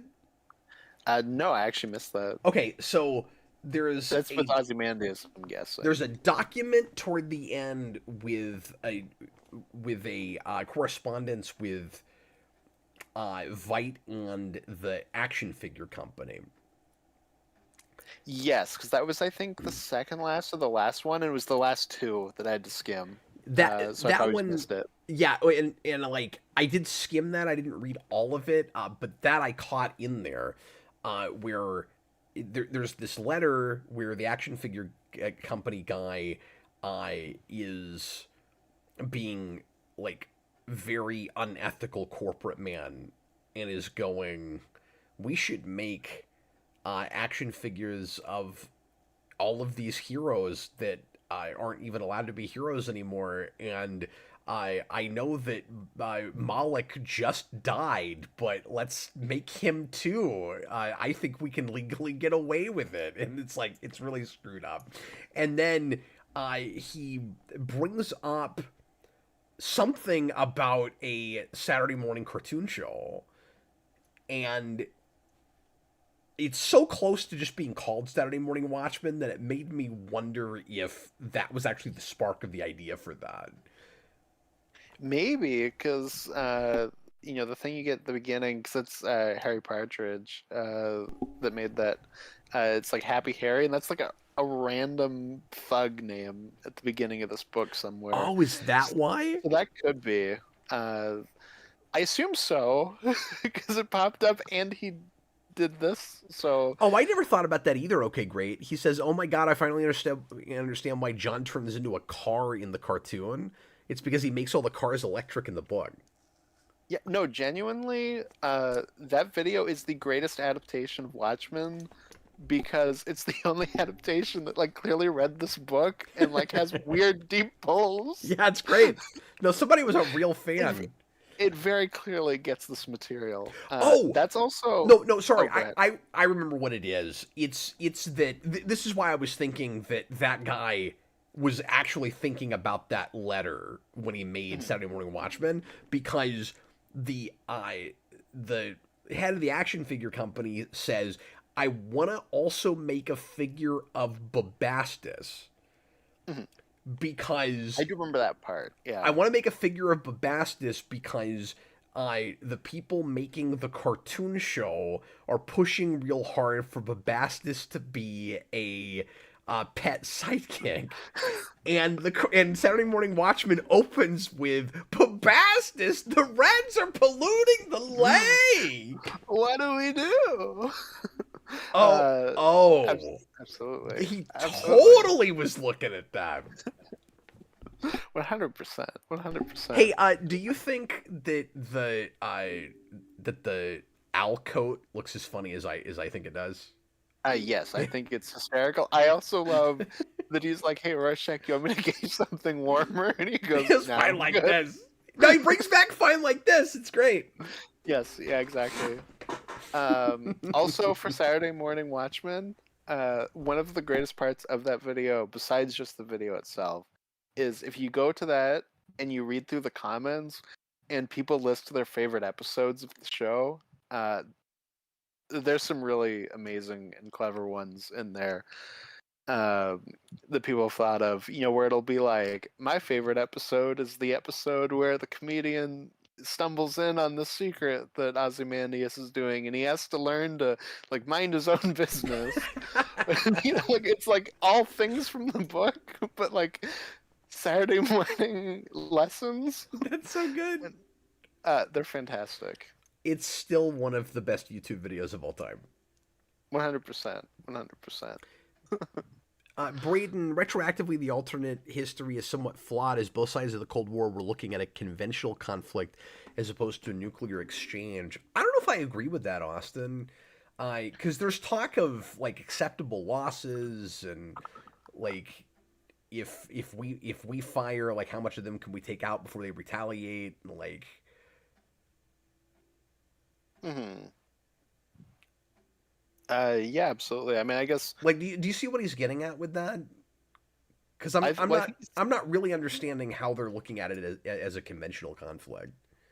well, I've heard people. Well, I think he's saying that about like the real life Cold War. But I've heard people complain about this book, like in terms of that. Oh, Uh, I not that specifically, but just not being quite true to the Cold War and like where we were at. But I don't know. I can just like sum that up as that's part of the fiction of it. Like I don't know. I don't really sure. have an issue of like Oh, at a Brayton certain says point it can't be exactly. at this point in real life. Okay, I guess I can see that. Yeah. No, and for sure. Like I said, the wall was also about to fall. Like they also weren't in a place, you know, to go that way. But that's just part of the fiction of it, I think. Yeah, like I guess we can kind of argue about what we think would really happen if there was something like a Doctor Manhattan. Like as soon as he leaves, I like would we be that much closer to midnight, I guess is the question. But I always kind of bought the idea that both sides are much more concerned that that the other side will finally fire something, Yeah. and so What I think they're trying to like too. preemptively respond to a thing they don't even know if it's going to happen. Yeah. What I think too. The real break in the what if you will, is back in like the 30s or 40s. So it's like we have decades before this point too. Yeah, that's a really good point. Yeah, Because we're it's not like just the Dr. the Manhattan. The true conflict is break different. is Hood of Justice and Night Owl back in the 40s. Yeah, that's a great point. And so it's not even exactly the same political situation. It's obviously very much looking at stuff happening at the time, but like I said, some of it I can just drop to just it's part of the fiction. I've always really appreciated that because that's the big thing that even though this book is so politically charged, still makes it feel really escapist. Like there's all those Sure. ways that it hits super close to home, both in like how it deals with actual, reality and how it deals with the darkest parts of the human condition. But then because it's a changed again, real heightened 80s, and now it's fun to look at it, back at it like a period piece. It does still really escapist to me. Like I find I have both experiences at the same time. You can kind of look at it from both ways. Mm-hmm. Where like it bothers me and hurts my feelings in places, and then it's also just like a fun way to get away. Also, it's weird that it works that way. Yeah, it's interesting. Because I mean, people always like to give me crap for not wanting any politics in my comics, and then I'm like, Watchmen's like my top 3 of all time, probably. There's a lot of politics in Watchmen. I don't know, like. Well, I mean, well, that's just because when people say they don't want politics in comics, it's they don't want they don't want it handled badly. Yeah, they don't. Well, what we're really saying is we don't want just propaganda. That's really what we mean when we say that. Mm-hmm. Yeah, exactly. You know what I mean? Like we don't want to just be preached at or pretending like you must be on my side, and that I mean you could talk about politics. You know what I mean? Like you can make your book about that, but it needs to be about it, not just being pandery. Is what I'm saying. Yeah, exactly. Bob the Con, $2 super chat. A wiki for Saturday Morning and Watchmen exists. A whole wiki. Beautiful. I love it. We also said that they describe episodes that don't exist. So hopefully it's also like that. We should do a video just reading some Those of comments. that. I think that's a great idea. Yeah. No, some of them, because I assume it's probably like the comments on that video. It Yeah, might I even bet. be people referencing that wiki. I don't know. But some just funny stuff in there. Yeah, we should do a stream where we just read some of that. Yeah, exactly. Where I remember one of them is my favorite episode is the one where Ozymandias tells everybody that Dr. Manhattan gives people cooties and he has to learn to stop spreading lies. That's so good. It's like, it's beautiful. You gotta love the full page spreads at the start of issue 12. Yeah. Well, what I love about the squid too is that it's so like grand, and you see so much distraction with it, but at the same time, I don't have like a good idea of what it looks like entirely. It's not like here's the whole thing, in all of its glory. We just kind of get bits of it. Are you looking at the panels? This is another one. And this one's cooler because it's Dr. Manhattan teleporting to a totally different location. Oh yeah, It's really cool. that's so weird. Yeah. That When Dave Gibbons, man. You have Lori and you got Night Owl. Yeah, staying in the And same it's- place. You're repeating the dialogue through these scenes too. It's not the Yeah. exact same there, or is it? I was thinking the panel above it was where he was saying it, but I might be wrong. No, it is the exact same dialogue. Okay, it is. For some reason, I thought the one he was saying to Lori was the panel above, but no, you're right. Here's what's interesting. The reason I didn't think at first it was the same dialogue is because on one panel, Tachyons is bolded, and on the other panel, it is not. Oh, so we said it a little differently. Or it's slightly bolded, but not as bolded. I hope that So letterer got weird. fired for that. Okay, I hesitate saying what else do we have we not talked about with Watchmen because there's lots more. We're at 3 hours. Is there anything else that we haven't hit that you really wanted to, Austin? Is okay. The real question is there anything that we haven't hit that I don't think we're going to hit when we get to the movie? I don't think so, but I'm probably gonna regret saying that. I'm glad we did this just like we did with Dark Knight Returns before we get to the movie version because then we don't Yeah. have to spend as much time doing character and story analysis. And we can just refer people to this video and say, okay, look, we did all the discussion about you know what everything is about and what the who the characters are, and some of that will come back up, of course, but that will make the rewind commentary a little bit supplemental, and we can talk more about how it's adapted as opposed to what the original story was. It allows us to now have an hour-long debate about the squid versus Dr. Manhattan. Yeah, except I don't think I'm gonna be as passionately defending it as I might have at one time. You never know. You're gonna be like, you're such an a-hole about it that I'm angry. I don't know. My worry is I'm gonna turn against that movie in a way I never have, and it's gonna hurt my feelings because it used to be one of my favorites. But the last time I saw it, which was maybe a year or two ago, yeah, a couple years ago, um, I had the worst viewing I've had of it. I hadn't seen it in a long time, and it hit different. It felt real quaint, like it doesn't hold up as well as I thought it would. Yeah, I haven't watched it in full in a long time, so I'm concerned. But we'll see. And like I've got issues with casting that I didn't used to, and Oh yeah, I got a lot of that. So why can't I like things as much as I used to, Austin? because you've experienced all superhero films and comics as one, and you've grown distant. Why does everything seem brighter in the past, even the grimy parts of it? I mean, think about it. What are the odds that a struggling comedian like Scott Lobdell could get into comics and make a comic that's a miracle? That's true. Also, what are the odds that this kid accidentally uh, drips ketchup on himself in exactly the same way as the blood splatter happened on the smiley face pin? Mm-hmm. Which is the exact spot on Mars where they crashed the glass machine.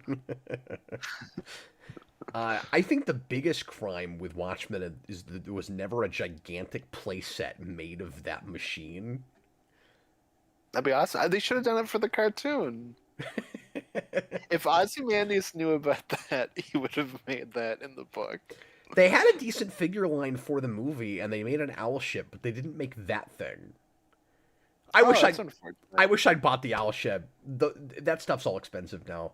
I do have, though. Maybe I'll bring them out when we do the movie. I do have two Rorschachs, and I kept them both in the package.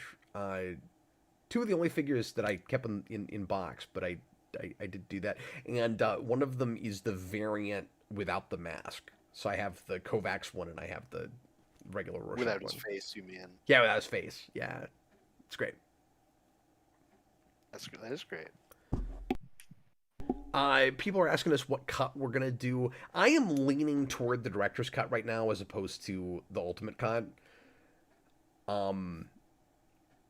Just because we've already talked about this for 3 hours. I don't know if we need to do another 3.5, 4 hours, Austin.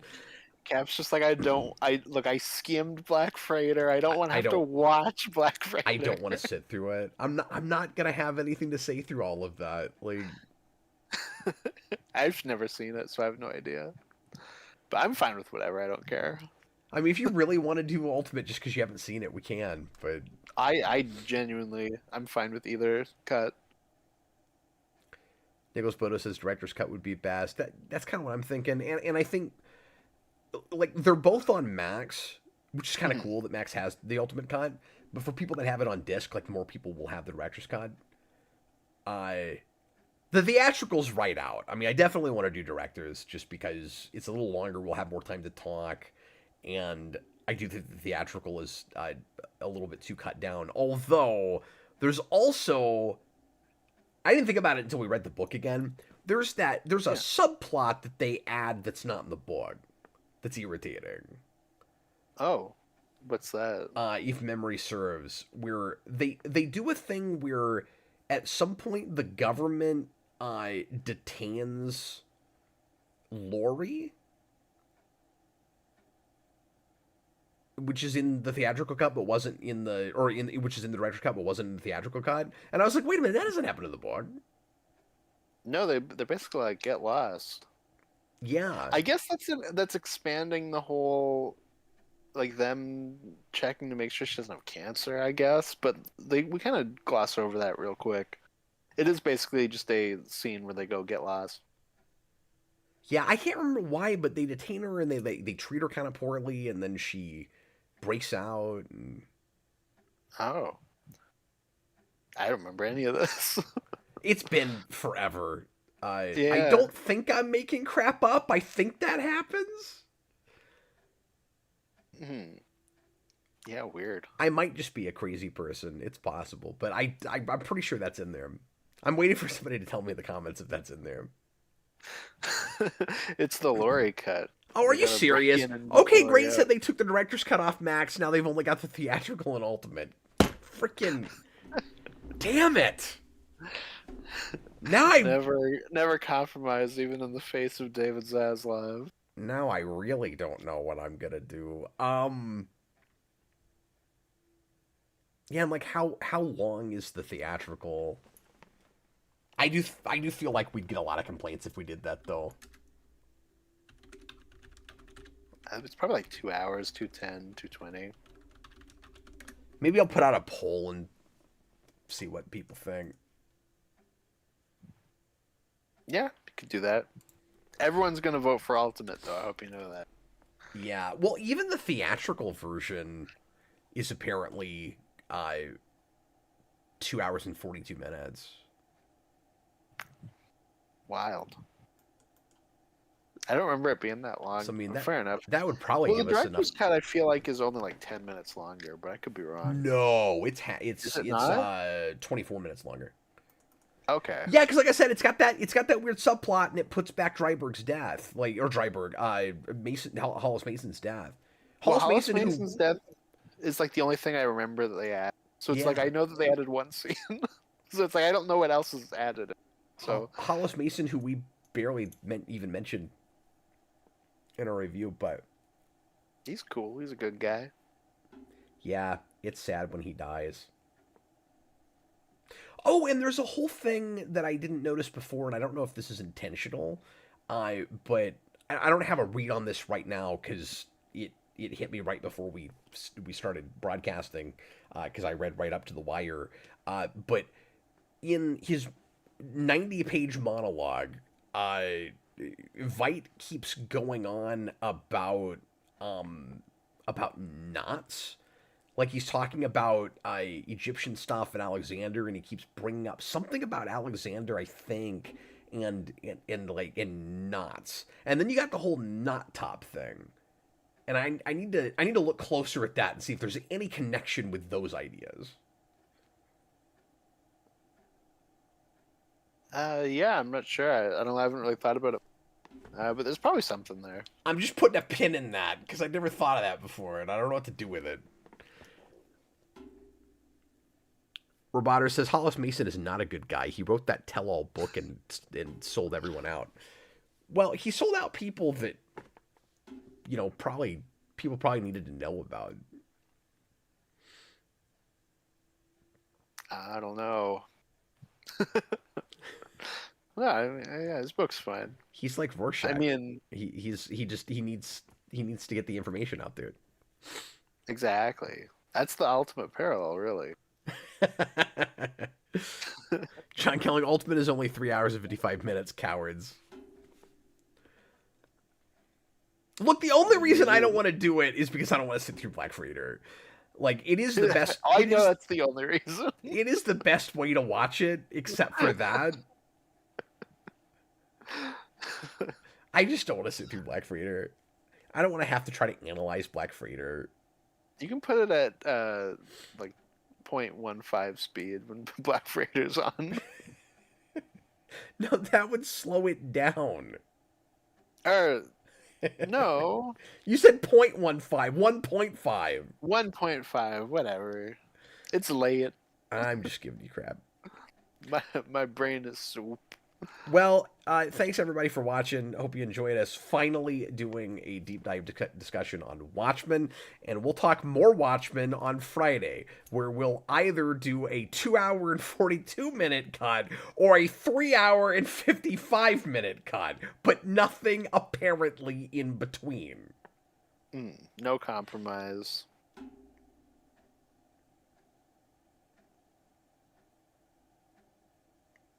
Yeah. Dan Schneider, you could probably get the director's cut on DVD. I mean, I have it, but it's just a matter of... I like to show cuts that people can get their hands on most readily, usually, unless it's certain situations where the movie is total crap without it. You know what I mean? Like, Daredevil, I really wanted to do the director's cut, even though some people probably don't have that. Killer Moth says the Black Freighter stuff is rough. Ah! That's unfortunate. Yeah, I don't like it. Like, all right, we'll figure it out. Yeah, all I know is that Gerard Butler, Black Freighter boy. Roboters, looking forward to the ultimate review cap. Well, and that's also going to be harder because if I'm doing that, I'm probably also listening to Snyder's director's commentary. So that means I've got to find 8 hours this week to watch that movie. Back to back. Okay. Well, we'll talk about it. Austin, I'll talk to you tomorrow, and we'll decide for sure which cut we're doing so that we've got time to watch it. Yep. Sounds good. All right. Appreciate you guys. Thanks a lot for watching. Hope you had a good time. And Austin, thanks for spending so much time with me talking about Watchmen this week. Yeah, no worries. It's fun. We got more to go. But we got it under our belt. We can finally say that we did a vault on this. It's ridiculous we didn't have this before. I know, crazy. But it exists. Good night, everybody. Thanks, everybody. Good night.